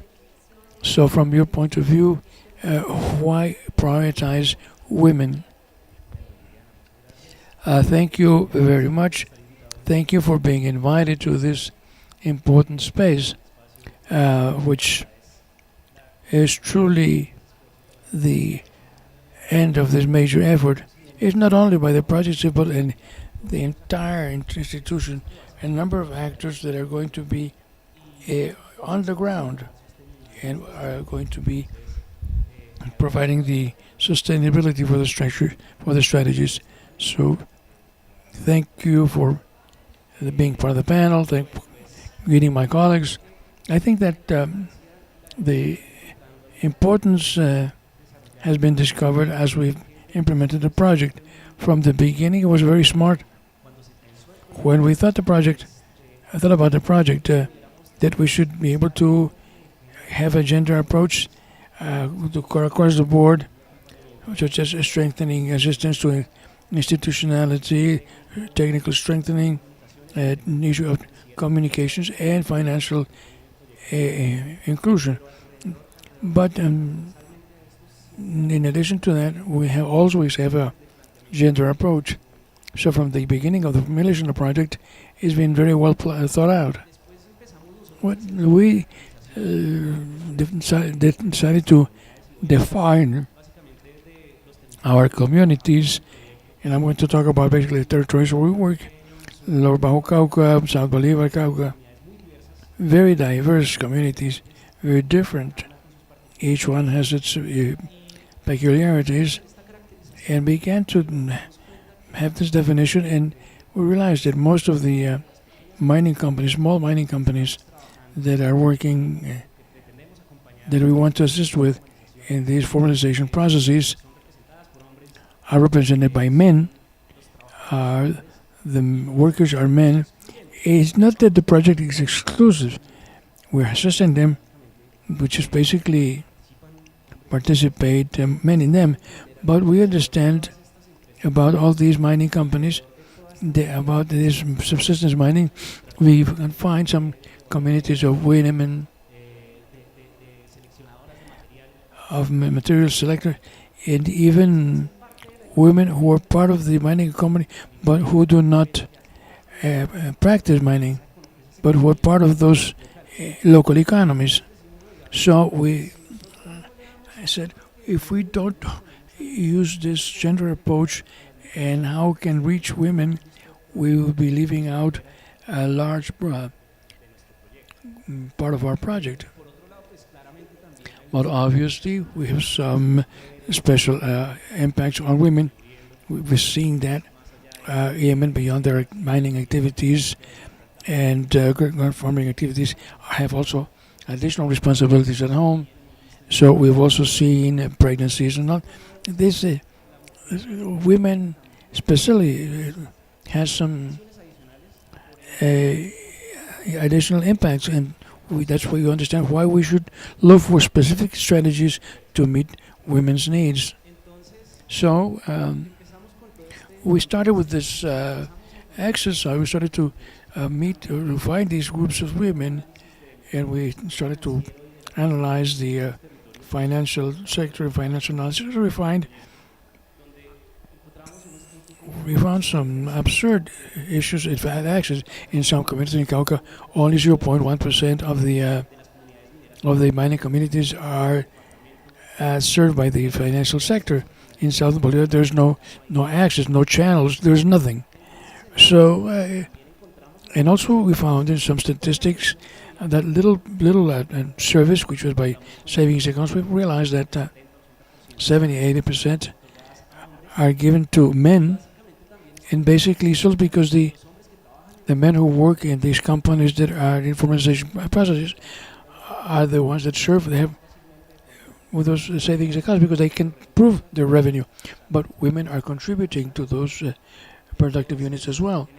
So right in this environment, we said, listen, let's focus on, it's necessary and fair to focus on assisting women. We also found that these women's groups are beginning to have association processes. They're putting forth some initiatives in production, which we've also spoken about. It's not only productive initiatives based on mining, but also of a whole set of agro-mining in revenue. So we started to think how, based on financial sector, we can help those production chains, make them part of the economy and strengthen them, and also that we can also create capabilities. I think this is a very strong for the process, and sustainability is to strengthen their capabilities of those associations and those groups. And that's where I think, I'd like to make a very special recognition to CFA, because this is an entity that is literally carving their way out to reach the institutionality. So we find that financial inclusion is not just beginning using traditional products like savings accounts and credits, but strengthening the capabilities of these associations or groups using methodologies that are sometimes easy, sometimes difficult, but they can be education processes, assisting them with those productive change. That is part of a financial inclusion. We only think about savings and loan assistance, but we didn't realize how we're going to teach them so they can keep their capabilities to maintain their own processes. So this also helps us not to depend on the traditional financial sector, but we can implement other initiatives. I'd like to mention some others that are working on, which is the power of the simple, the power of savings and credit purchases. Well, you go by boat 3 hours, 2 work hours, by walking, and that's where we find our communities. And we can't expect the traditional methodology, traditional banking, we can reach them. So strengthening their capabilities that we find with these simple methodologies are also going to be implemented and improved. That's basically it. Why is it important? Because we are having an impact on a large number of women miners, but also understanding their economic environment. Otherwise, we won't be able to understand the productive communities. We cannot analyze this by only analyzing women's revenue. We have to analyze the women as well to understand their revenue, their expenses, how they're set up so they can meet the community's needs. So CFA, which is an organization which is underground, has really taken the trouble to understand this. And that's what is going to make it sustainable. We don't want these methodologies or these projects to end with our timeline, but we want to guarantee the sustainability over time. Thank you, Manuel. Thank you for all of these important topics to point out. Moving forward in not such traditional strategies, the savings and loan groups also empowers people a lot. Women are vital in the family. They also produce revenue. They can also support them. We have to find out what just those way to proving those revenues and how to adjust productive initiatives that can help these women to continue moving forward and becoming part in their family. We're also looking at issues of additional strategies, not just traditional strategies. International cooperation, of which we are part, the UNDP, has several projects in which financial innovation is one of the pillars. That's why I invited Ana Verona from this panel, a colleague from UNDP, and the head of the Small Donations Project, in which international cooperation becomes a driver for financial inclusion. How has that experience been, that challenge, and is that donations that you're working on from the Small Donations Program also becomes a driver for inclusion? Good morning to all. Thank you for the invitation. It's a pleasure to be here, especially among so many women. I'd like by complementing this introduction. The international cooperation has played a very important role, I think, in driving gender issues. It began because it's like a commitment. Sometimes you feel that like it's a discourse, a speech, an issue of indicators, but in most, I think, of the international cooperation projects, especially with the UNDP programs, there's an insistence on paying attention to gender issues. This has led us to defining very specific mechanisms, activities, strategies, and to impact politics for gender policies. We see that very clearly in the Golden Earth situation. This is a program from the World Environment Program. We've been in 2015 with this program, and the main characteristics is that it provides technical and financial support for projects. These small projects are managed directly by the social organizations. In the case of Colombia, we have financed directly more than 360 projects, and most of them are managed by community-based organizations. So as Liliana was saying, what we see here is that this is access to financial resources, but not from financial sector, but this begins to create financial inclusion. We realized in Colombia that although our invitations were trying to motivate women, women were very few in participating. So most of the projects were managed by men. And we come to all the meetings in the various territories of the country. And almost always all the processes were, or not, most of the processes were led by men. So what we realized is that it's very obvious, but it was like we saw it, and that there was a very major gap, that most projects were led and presented by men, decisions were made by men. We also realized that in the few projects where women were leaders, they had a huge impact. So the transformation of men with a small project are not so 50 or 60 million.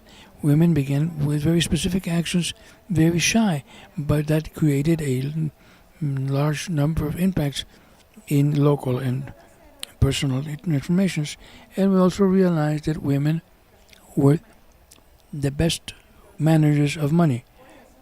That is why we decided that we were going to begin to focus on our invitations for women. That is, over the past invitations have been sent directly for women organizations.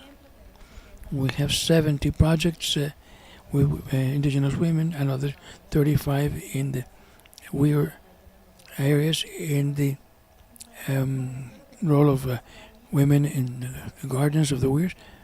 And we started to look at funding.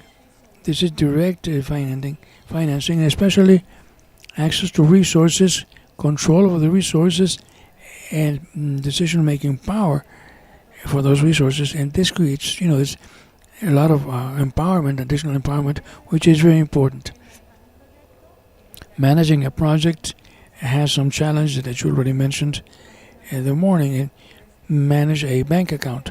Having a project is the first one. It's an opportunity to have, in most cases, the first approach to the finance sector to open an account. If you're having problems, imagine what it is to open an account in Amazonas. You have to take a plane to go and get your money out of the bank. That's some specific mechanisms. Sometimes we've solved them, others not. But the direct management of resources involves a first approach. The second, it needs the ability to manage the resources since you have companies like you, enterprises. Some of them are having the household finances, but others, when you have to answer for the rest of the organization, has some other challenges. So we must have. There's a system, but also when we hand over the resources, there's an assistant, but there's also the need to be able to create that ability to manage resources, financial resources. Learning to be accountable to the management, keep accounts, and present reports. This is the first or the next step. That it includes a number of implications. Also, many of these women's projects, because they always have household activities, home activities, producing food and some other activities, complementary activities. And so many of these, much of this financing is intended to strengthen the small businesses that women have. And that's also very important because there's our seed capital to grow. But also, it's the possibility with technical assistance, with education, to be able to improve that business and also to have access to certain tools, materials, inputs to improve it. Most of the initiatives that we support are make sustainable use of forestry products or that are complementary products. So it's very important not only to have the resource, the access to their financial resources, but also assistance and training to structure better businesses, administration, education, identify the finance needs. This is the second point. The third one, as we said earlier, we say that some solutions which are very appropriate to the territories, and the territories are these self-initiatives, self-management initiatives. That creates a possibility to have a finance. Many of the women start with groups of friends to have a chain, to create some savings. So it's a savings culture, or keeping accounts, and our projects also very often help create a small capital, seed capital, for these women's banks or rotating funds. And it's something that, for example, in Naya, close to Buenaventura, a group of women started to have a savings account.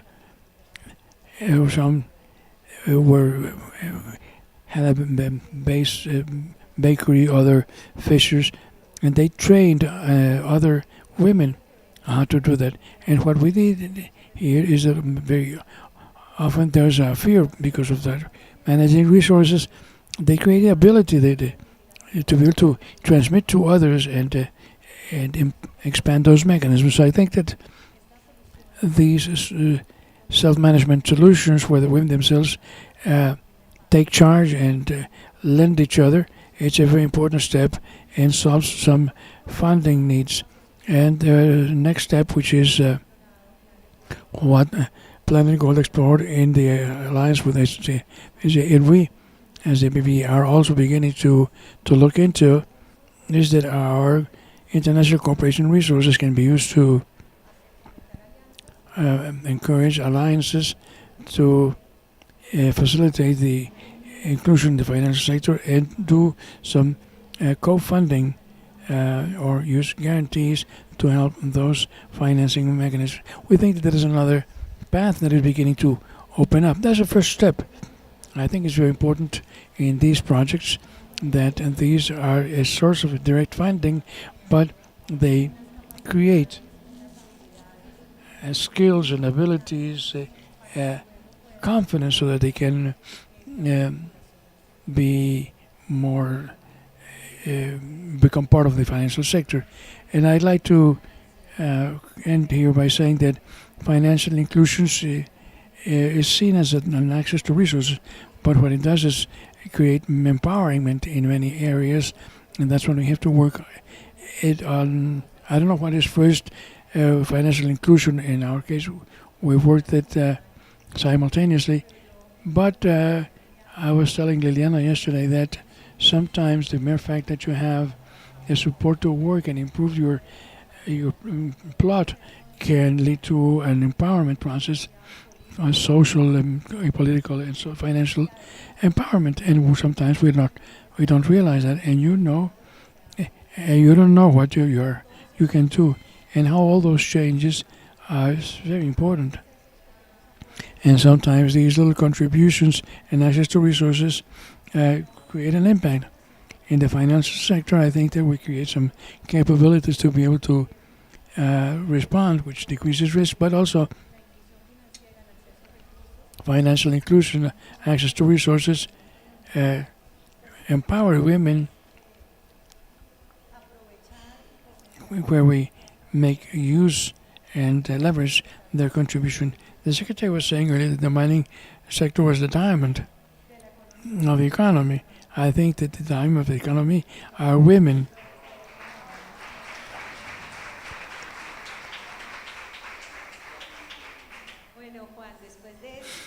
So after what you said, you have a very high standard to follow. I think that Anna mentioned very valid issues, and we all agree. International cooperation is extremely important, and it's also a driver for exercises of financial inclusion. Also, important strategies for self-management and self-funding, lending each other, being solidary amongst themselves. And I think that is something that we're reviewing that in the Planet Gold project. And what we done with CPA of having this small guarantee fund, which enables leveraging some additional guarantees, is something valid to be looked into, and that it's very much part of the financial innovation processes that we're trying to encourage.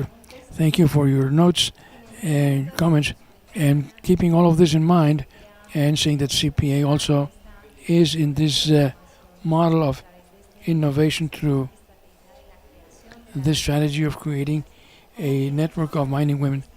How do you think that this creation of this network of women can help us close these gender gaps?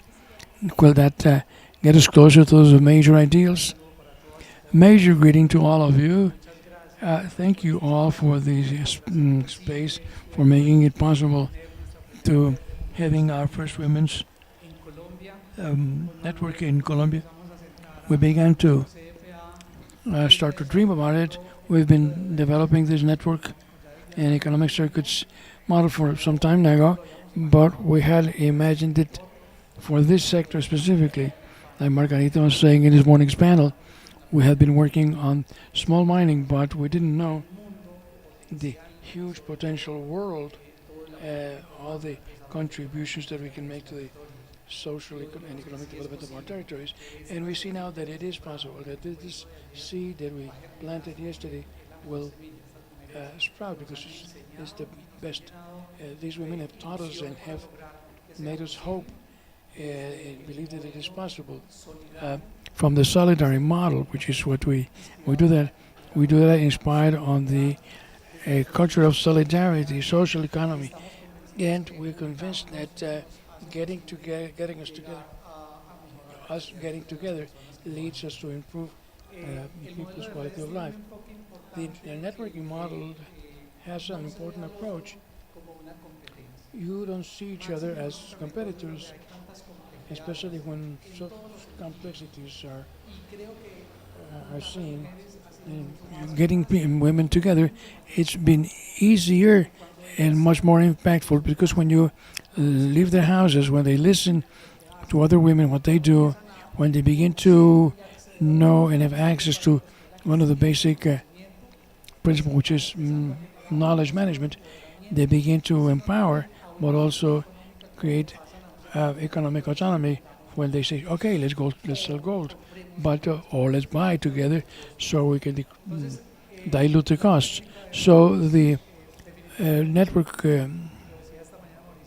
replication is the word. We're totally convinced, because it is what we're betting on to improve quality of life, territory management. They're not alone, because they want to manage their territory and the reality and the connection we have with the territory. And although they have similar activity, they have totally different territories. And there were some communities that they didn't even know each other. But based on that territorial management, you created some areas to get together and get common goals. Second is knowledge management. Each member of a network always has something to contribute, especially when you have ancestral knowledge, because many of these women have knowledge that received not in the classroom, but also that come from the grandmother, the great-grandmothers, from their ancestors, and that they're being shared. Human relations, because meeting and strengthening each other and getting relationships, they learn that it is possible to strive, and they overcome one of the major barriers, which is the beliefs and the unconscious biases. That possibility of establishing relationships with others will enable them to overcome these barriers. It's possible to do that. Yesterday, some of women were telling us that having become part of those collectives, have, even some of their husbands have left them, because they're getting out of that road. So they're overcoming those barriers. So having the network as a scenario for human relations management is going to have important. And the last part is the project management. I think that Anna just gave us a lot of ideas for what we're building, because we believe that together it's easier. And from that point of view, from the organization point of view, and from associations schemes, not from the development for create wealth, to be able to create projects of this type will improve the ability to have financial inclusion. We're convinced that the networks are the way. We agree that we're beginning. We have a lot of work ahead of us. This is just the first exercise. Nothing like that before in the country. There is no other network in the country that has the vision of what we are doing here. We have a lot of ground to cover. working together. And I think it's the most valuable thing. Teamwork is not a competition. You said it's not only applies for the organization, but within the organizations themselves. Each member of an organization has to work on solidarity. So thank you. We will continue with this network of women. Now I have two participants from this network of women who's going to be sharing some comments about some questions. My question for you, Indira, is what have the barriers that you found to start getting that empowerment? You brought products, a serum, cheese, cookies. Very good. So how have you, tell us how the process, what the process has been like. And thank you to NPP and PCA because they've hosted us here. Thank you very much. The truth is that you find a lot of challenges in life, and these challenges we face when we go to a financial institution. The banks, they raise barriers. Unfortunately, we live on a day-to-day basis. We don't have a financial support with a professional. The first thing they ask us is your income statement. What are your support? Since we don't have our daily income, we don't have a way to prove the cooperative or the banks the truth about that, the legal issues, but the stigma we have subjected. We've been in a culture where us women, people really did we were not capable. We're just staying home, simply sweeping, cooking, without providing any added value, because it's a good job. And being housewife, I'm proud as single mama. I get up at 1 in the morning, and then I tend to my animals, and I cook, and I go back, and I have to walk a cliff, but I do that with that. I am empowered. But when I go to the cooperatives, they close the doors on me because I don't have a way to prove that I do have my savings under my pillow, but I have them. Not much, but I have them. Fortunately, thanks to CPA, that now is giving us the opportunity to improve ourselves, to create a new vision for our lives. Also, you gave me very good ideas, and I thank Dr. Anna because she's saying something that is very valuable. I think that also the environment, let's say women, let's help the environment. Let's plant trees. Let's care for the water. That project, we will get another income, right? Thank you, Indira. And what you say, you're an integral woman. Get up early, go to work. You scratches a rubber, sees her children. So congratulations on that, because you are an example in your locality. And definitely you highlight the importance of caring for the environment.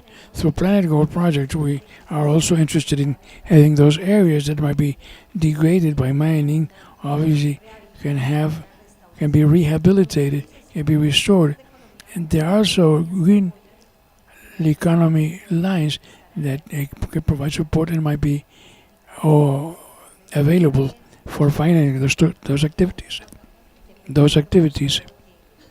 Thank you for everything that you've done so far.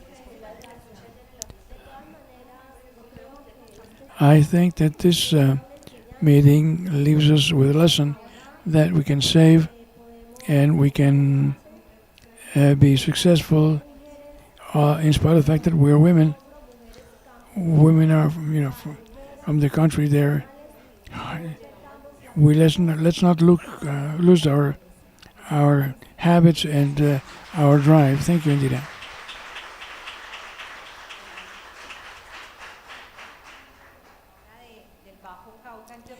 From the Bajo Cauca, Lower Cauca, let's go to the Northern Cauca. Let's, Lady Joanna. We know about the effort and the influence that the women, the Association of African American Women, what they're doing for their communities, all this empowerment level, which you can see that when you go to the Northern Cauca and we listen to them. How do you see that economic empowerment? What projects do you have to continue working and struggle for that economic empowerment? Well, thank you very much. Welcome, everybody. Good morning. Pleasure, pride to be able to be here and share with each one of you our experiences and those major expectations that we have from the organization of African American descendants, because we've been working for the past 25 years for the economic empowerment of women and for the defense of ethnic and territorial rights and for the sustainable development. In sustainable development, we're becoming consolidated right now as a cooperative for savings and loans, understanding that we are going to provide that attention to women and to make it, to face or to offset those barriers that we have when we want to access those savings and credit services, financial services. Also thinking about the commercialization, because we in the north of Cauca, we not only work mining, we also work on agriculture, we work on minor species, and in that understanding we are consolidating a supermarket or a commercialization location for these products, which will enable us to, in the future, for us, the goal is not to just, the limit is the sky. We want to reach far. We want to contribute to the territory.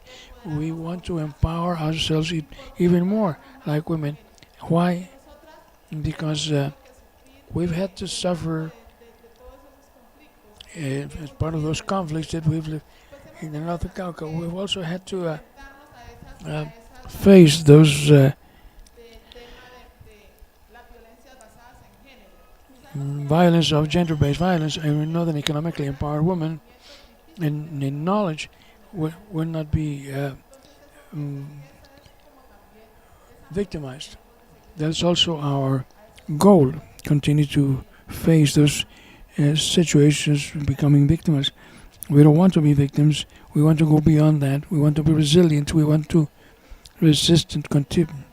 And based on mining, for us it's such a blessing, because in our territories mining has been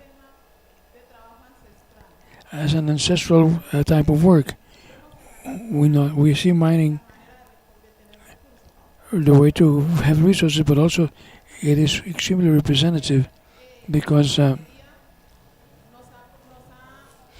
mining has enabled us to continue to resist, to endure in spite of the difficulties we faced. And we've had major obstacles, but we're holding up.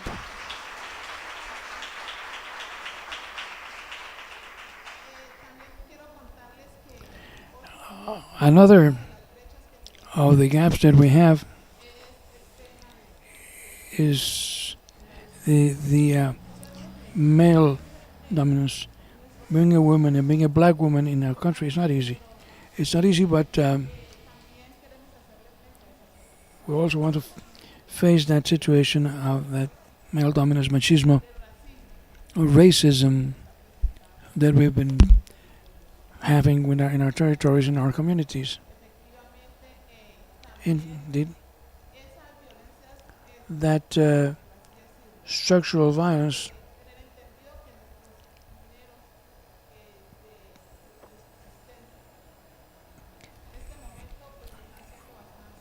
right now, they're being very oppressed, and that situation has also decreased our performance because what they reject from mining is what we use to work with, and that is the high levels of contamination have also left us with major challenges, but like many other things that we've overcome, we will also overcome. Thank you, Giovanna. Congratulate the Association of African American Women. They are an example, and they are an empowered organization, have a significant projection in those 3 lines about economic empowerment, ethnic and territorial empowerment, but also the vision about sustainable development. We were in the north of Cauca, knew the organization, and we're sure that we will continue to work with you to be able to replicate what they do in other organizations in Suarez and in Buenos Aires. So thank you, because we are learning from you, and certainly in the territory you will be continuing, we will be replicating all this knowledge and these ideas that we can send to you. Thank you for telling us all of that. Now for panel members, anyone from the public wants to say something about what you said during the panel. If you want to add anything to anything that you said, we're going to pass the microphone so that you can make your comments, or in the stream. I don't know where one is. Do you have any questions you would like to answer? So Daniel raised his hand. Introduce yourselves, please. My name is Daniel Acevedo from the Alliance for Responsible Mining. Thank you, NDP, and all the people who are in this event. There's a key word, and it's trust. That the institutions can trust women and people who are in the rural areas, working with their hands, building the country. And that poses challenges that have to do with changing those bureaucratic practices we have in our institutions. You have said, Lieutenant, we have to simplify processes. We have to understand those realities in rural areas. At ARM, we work hand in hand within these strengthening strategies. Daria, we haven't met, but we also work in Santa Roque with them. And these challenges are basic. Trusting them, believing in others, and to make it easier to have this financial inclusion process. Who else in our audience or women from the network would like to say something? Amparo.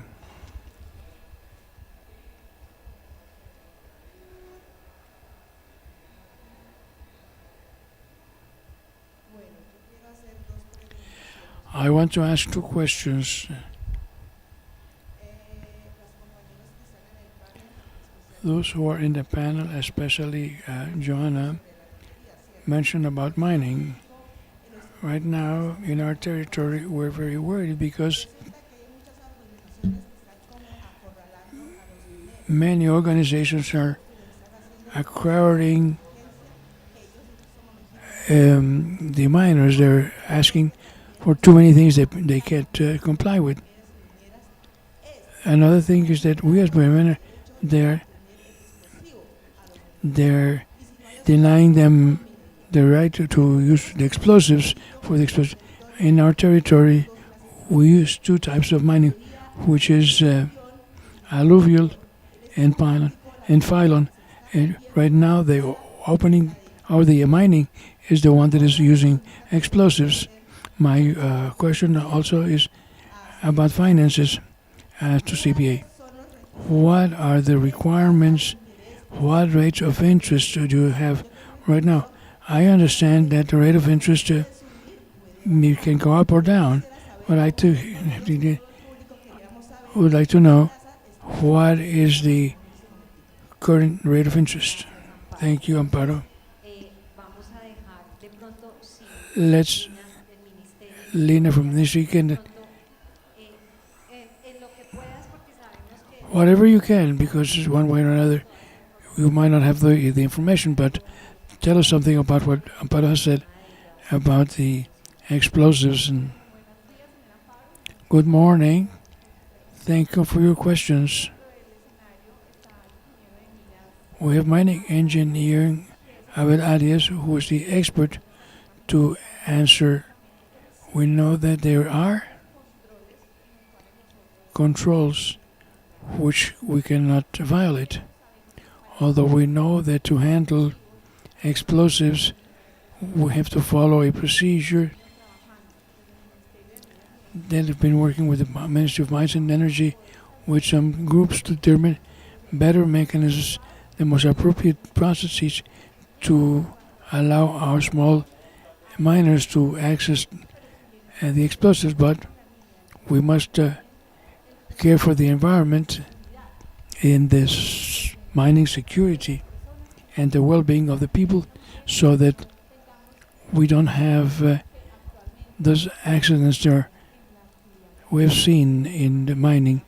So we're working on that, and we're having these groups with a multidisciplinary group who knows about the needs and the ability and the amount of explosives, and tell us what type of mineral is being used for which explosives. We can the microphone to others so they help us complement that. And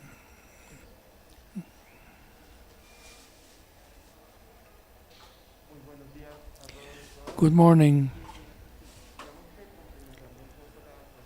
Adding to your question, to your answer, as you were saying, we have to realize the type of assistance mining when we have mining titles.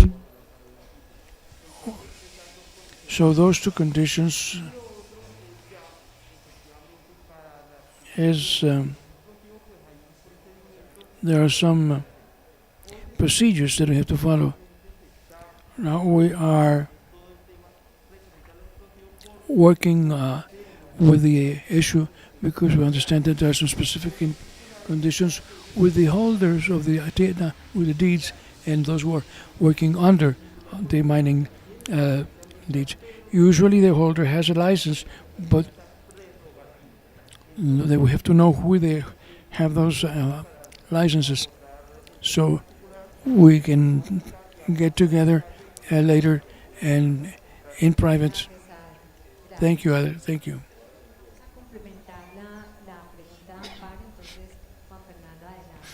Juan Fernando, go ahead. What you ask gives us a basis to say that for the environment, there are two things that we to keep into account. The first is the connection or the affiliation. When we spoke about our mining accounts, we says we cannot say that we're miners in financial institutions because they won't open the account or they won't make us a loan. We can say that in this project CFA we prepared for that so that we can create that trust, and they can say, yes, I have a mining activity and we're going to follow the process to be able to involve them. There were three things, which is certification, which is in Genesis, which is the first thing. The second is the tax and involvement in tax certification, and a photocopy of your ID, and that will make it possible for you to join a financial institution. Now, when you do the funding, it will depend on what you're going to be using for, because there are women who transform, and so when the transformation takes place, which is a production credit for pigs or for chickens, you're going to have different requirements. But almost all of these activities, we developed a methodology which is called microcredit. The advisor goes and helps the construction of the productive project to see what they're going to find and to find out what the requirements are. So you can say that you have this mining activity, that you have these requirements, and we're going to be helping you with this type of formalization. Now, as far as rates, it also depends on what it's going to be used for, because there are rates for agriculture, all for the commercialization, all for the microcredit.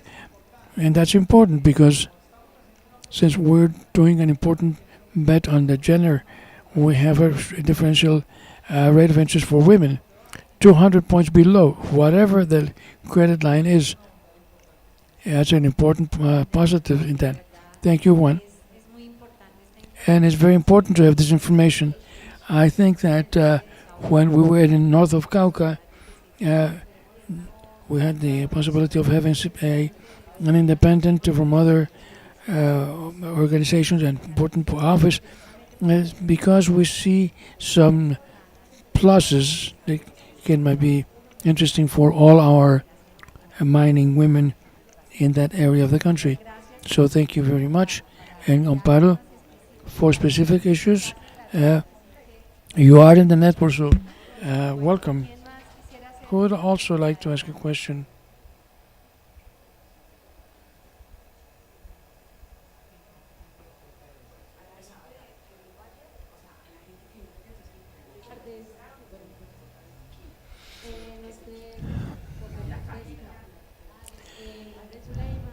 My name is Suleima from Bajo Cauca, in the municipality of Teresa.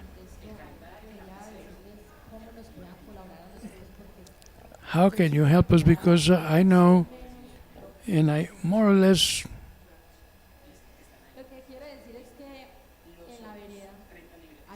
In our community, there's very little knowledge about Genesis. They only know that it is there. They don't know how to handle it. And some people say that you have it, but we didn't even know that it expired. Can you give us more information about that? Because having something just to have it is not useful.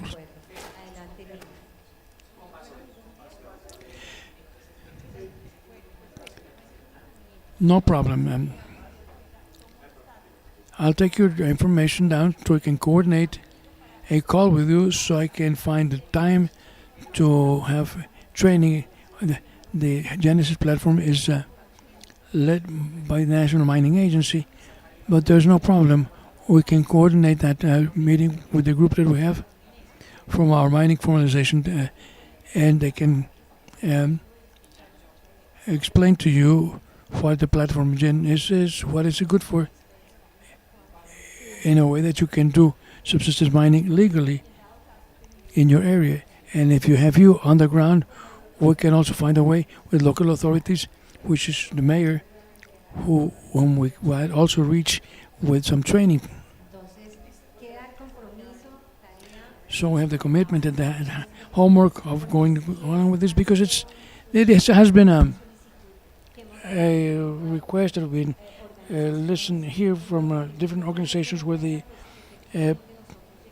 Planet Gold operates, but we provide some training, some rapprochement to Genesis, but all the ministry, from the ministry and the agency directly to the mayor's office, is going to be key, because that is where the place where it's taken, where it takes place. So it'd be great if we have the assistance from the ministry. Anybody else from our attendees, or somebody from the streaming? Any questions?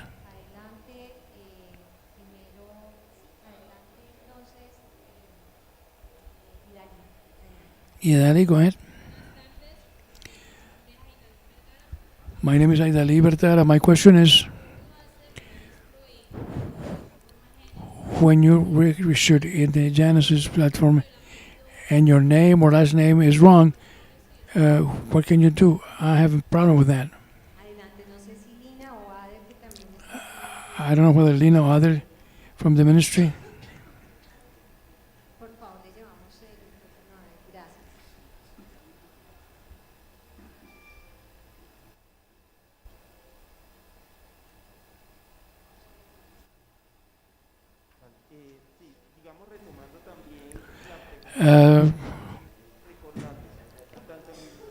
Well, the ministry and the National Mining Agency have open channels so that you can communicate directly. And also, there are professionals assigned to each department. Please feel free to dial the mining ministry and that formalization directory. And it's not our duty, I will be the liaison. There are some emails that you can ask the mining questions, and I'll tell you which ones because I don't know them by heart. But from the directorate, we can have that liaison so we can find a solution. My big station is get in touch with the ministry or with the agency, and we'll be very glad to help you solve the problem.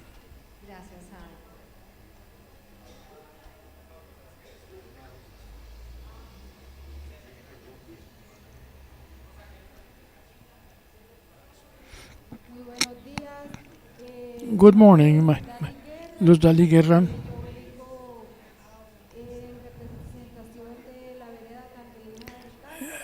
I come from the Cantileja de Cáceres area, but I live in La Granja with my colleagues, and my question is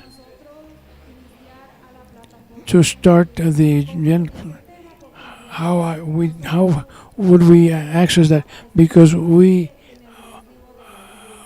are only seen in our power bill, but in a municipality we don't. We're not on the map. What do we do?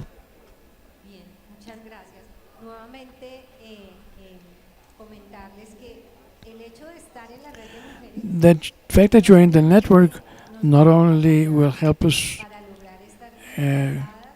be part of that strategy of financial inclusion, but that will start with the formalization.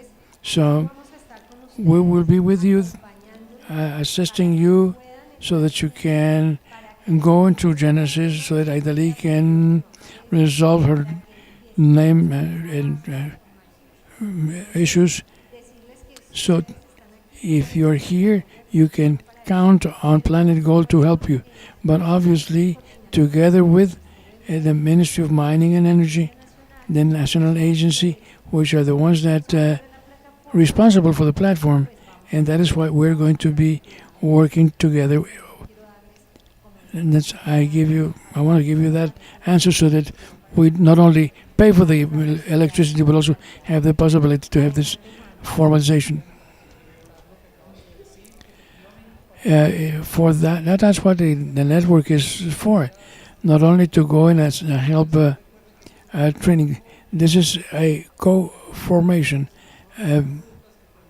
process. This will enable us to do the formalization. We did some agreements with the governors of Antioquia, which the mining of Secretary of Mining does the control, follow-up, and assistance process. And seeing this large number of women, so together with them, we're going to have some special drives underground.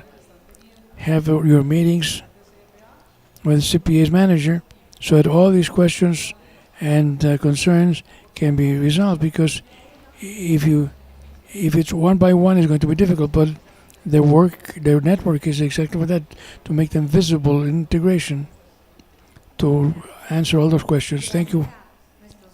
Thank you to our attendees for their questions. Now I'd like to close Manu, and then we'll finish. This is a very important topic, and we're talking to it about the diverse communities. I was telling them that the effort for us is worth it. If one or if 10 or 30 come, for us it's already important. For us, the effort, it's the same effort. But my call is if you see you one and we help you one by one, we are not going to have the same impact as if you have a group. So strengthen that relationship, continue with the networks. This is a long haul effort, and you've done a lot to become successful. So don't give up, and as you remain together, that we can assist you as a group. We're going to have more impactful results. More impact. Thank you, Joanna. I want to thank, first of all my colleagues today. We all deserve a hand.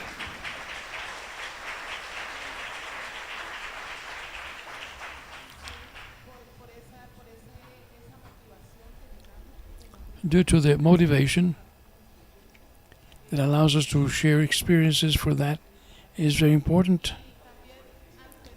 And also to the NDP, we also, CSA, thank them for their support, and they will be providing us as well for that association to make this dream come true. Have a cooperative and finish our supermarket. Thank you very much. Thank you, Joanna. Now to conclude, we have one more question. Final comments from our panel. What do you take out of this panel? And then we will end.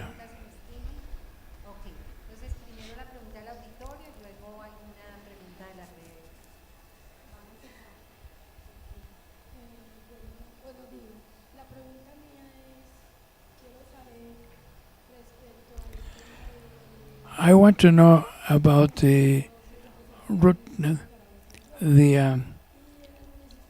tax registration. And some time ago, they had problems. They had different requirements to get that, and we started to get calls a few days ago because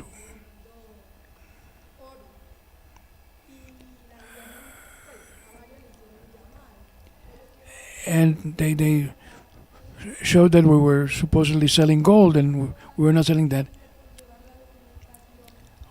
Only when you just took the documentation, what problems could you have then with what they were saying about that? How can you solve that problem? Lina says perhaps there's specific cases that Aaron and Lina can take the information and answer those specific topics to provide you more specific information.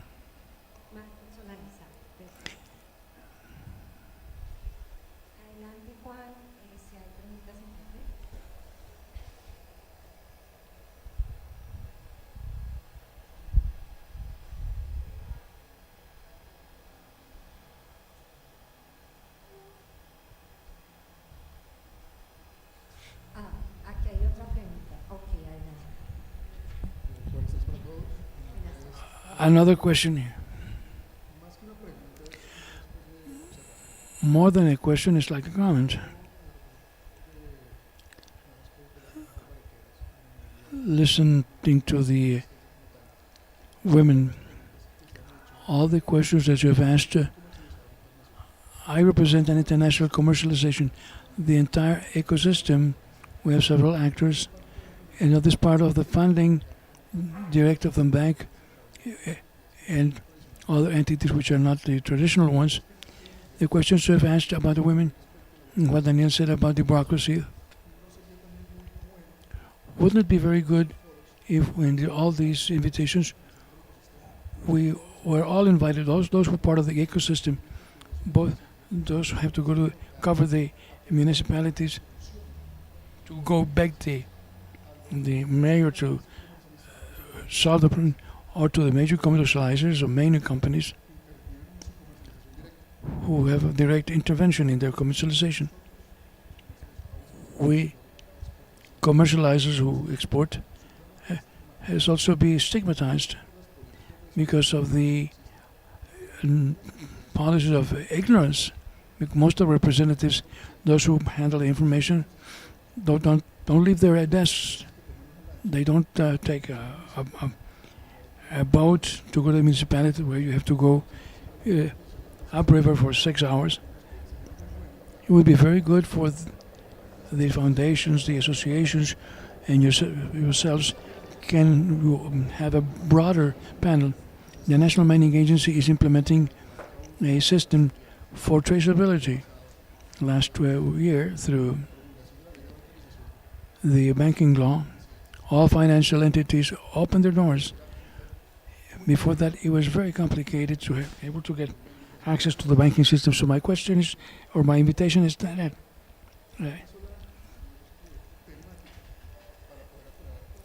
get all those people together to clarify in the all the actors to see what is needed. Thank you for your comments.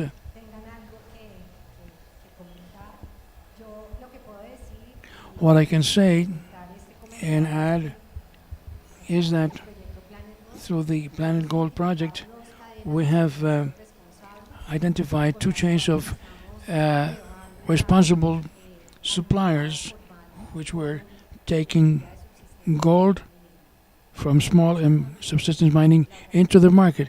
Together with Alliance for Responsible Mining, we have been doing the due diligence with those small mining operations and groups of mining, subsistence mining, so they can be part of the formal market. One of the organizations is with us today, Agromin, who is trying to have a formal pilot for sales through a formal commercializer. So we are integrating this chain. These are small pilots that would probably be replicated for our, just to reply to what our participant has just said. Rafael, Ramon? Ramses. But telling you that we are along that road, that we're doing a pilot for commercialization, is not only the assistance for financial inclusion. We have an integrated accompaniment, and it starts with the inclusion of the organizations in the market, in the formal market. But we have to provide the due diligence, which we start with the origin of the gold, and that is why we're making this effort. Later, next year, we might be interested to have what have the results been? How much really have we taken to the market, and how mining women have participated in that formal marketing strategy, so we can think about an event like that in the future. Well, thank you very much. Now, Juan, do we have any comment? We had almost 60 people for the streaming in both 1 and 2 panels. Thank you all those who connected, and there were a lot of comments from the people. I want to read something and ask a question. Financial inclusion from the mining territory with gender equality, ideas and actions to maintain. And sends greetings from Maso Mineros, also explained why it's important to keep the vocation and the permanence for the type of project, so that the results will not last just as long as the project. Carlos Chugal says work together is good for the opportunities. Thank you to the CFA and UNPD and all of those who are working on those projects. A message from Ana Maria Gonzalez: congratulations for this initiative, promoting gender equality in subsistence mining with respect for the vocations in their territory and improving people's quality of life. And there's a specific question for the first panel, which I don't know what Margarita can answer. Would you tell us the good practices and how have you implemented these actions that you mentioned in the CFA project? Margarita, any comments or one? Bueno, las buenas,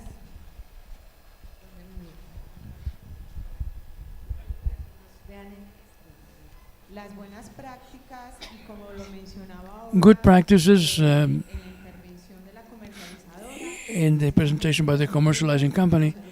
I mean, to know the territory, conocer los territorios y de acuerdo a eso ajustar and according to that, adjust the acordes a cada requirements depending on each activity, not to have general policies.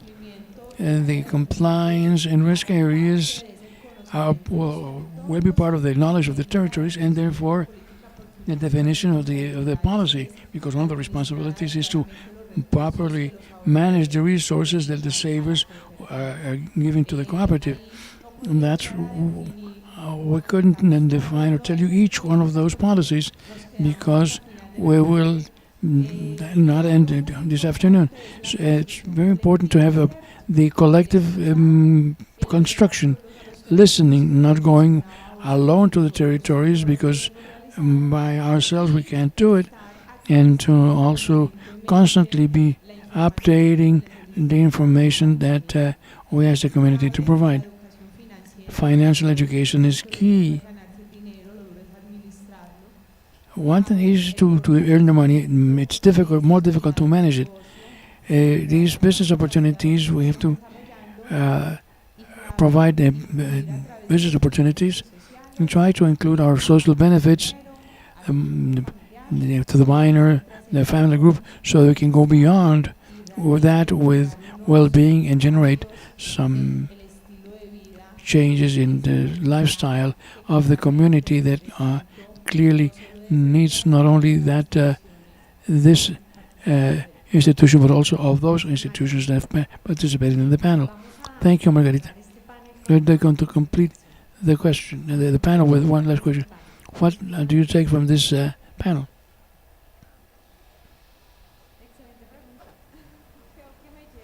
Great question.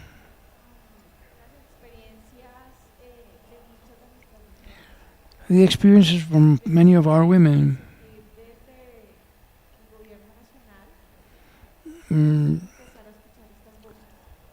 The national government should start listening to these voices, the voices from the territory. A territory that needs the institutional offers that fits its realities. So I think that we have achieved several things, but we still have a lot to do. The perspective is what we're listening to, and I love it.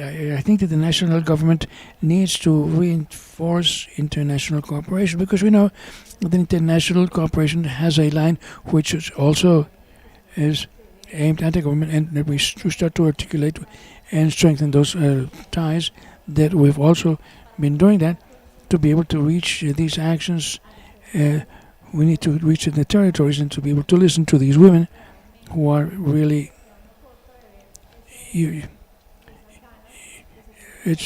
see that desire to improve their economic achievements. So thank you very much, and really receiving all these lessons and taking all of this to these work groups that we're setting up. Thank you for being with us. A huge happiness for having seen the work and by the team to implement these initiatives. So really, it's a major satisfaction being able to see all these experiences from all these beautiful women who live on the ground and are tremendously strong to implement these initiatives, live every day beyond those many individualities and difficulties that they face. It's wonderful to be able to see them, and a lot of expectations, because this is a seed. This is the first uh, exercise. What's coming is much bigger. That's what I take from the panel. Thank you, Manuel. Ana?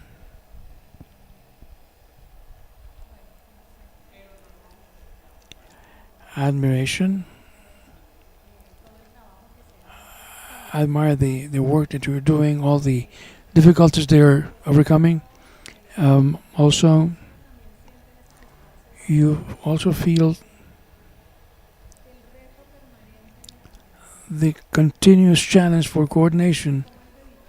How difficult it is to integrate, articulate, coordinate local realities with institutions and the cooperation with public policies.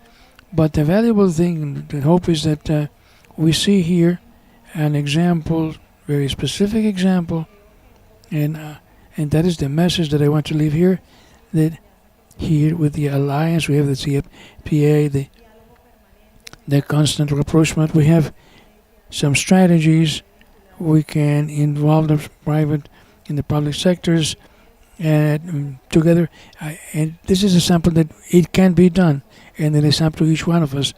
And we have, sometimes we just sit back and wait to see what happens. No, so it's very hopeful to see that there's a specific example how these things can be solved, how the problem of financial access can be solved, and that you can do it if we all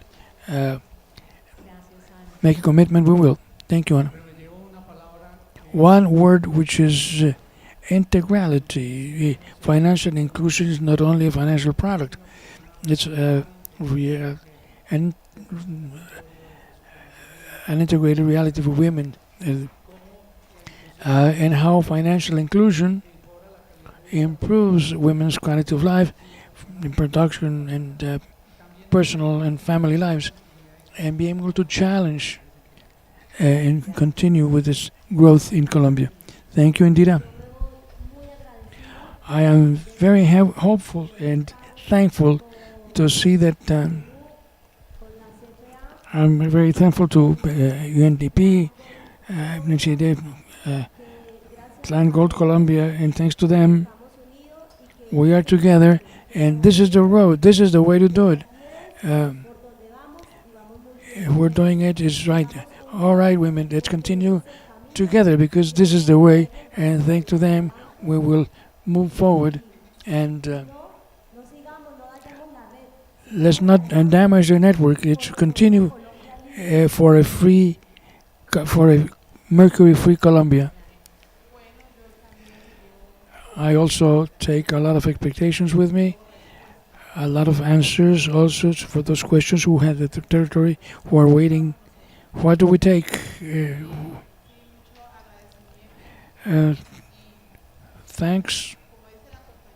Like Tisha said, what we want to is a mercury-free country, not only for us, because for our children too, our grandchildren, the next generations. Thank you, Joanna. Thank you, panel members. A big hand for all of you.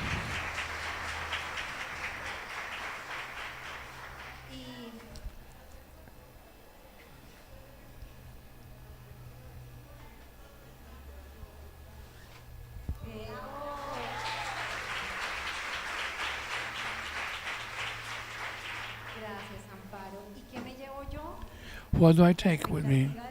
Expectations of having the second mining women's meeting next year. Thank you very much for your participation. Thank all the people who were with us through the streaming, and we will be here for a mercury-free Colombia.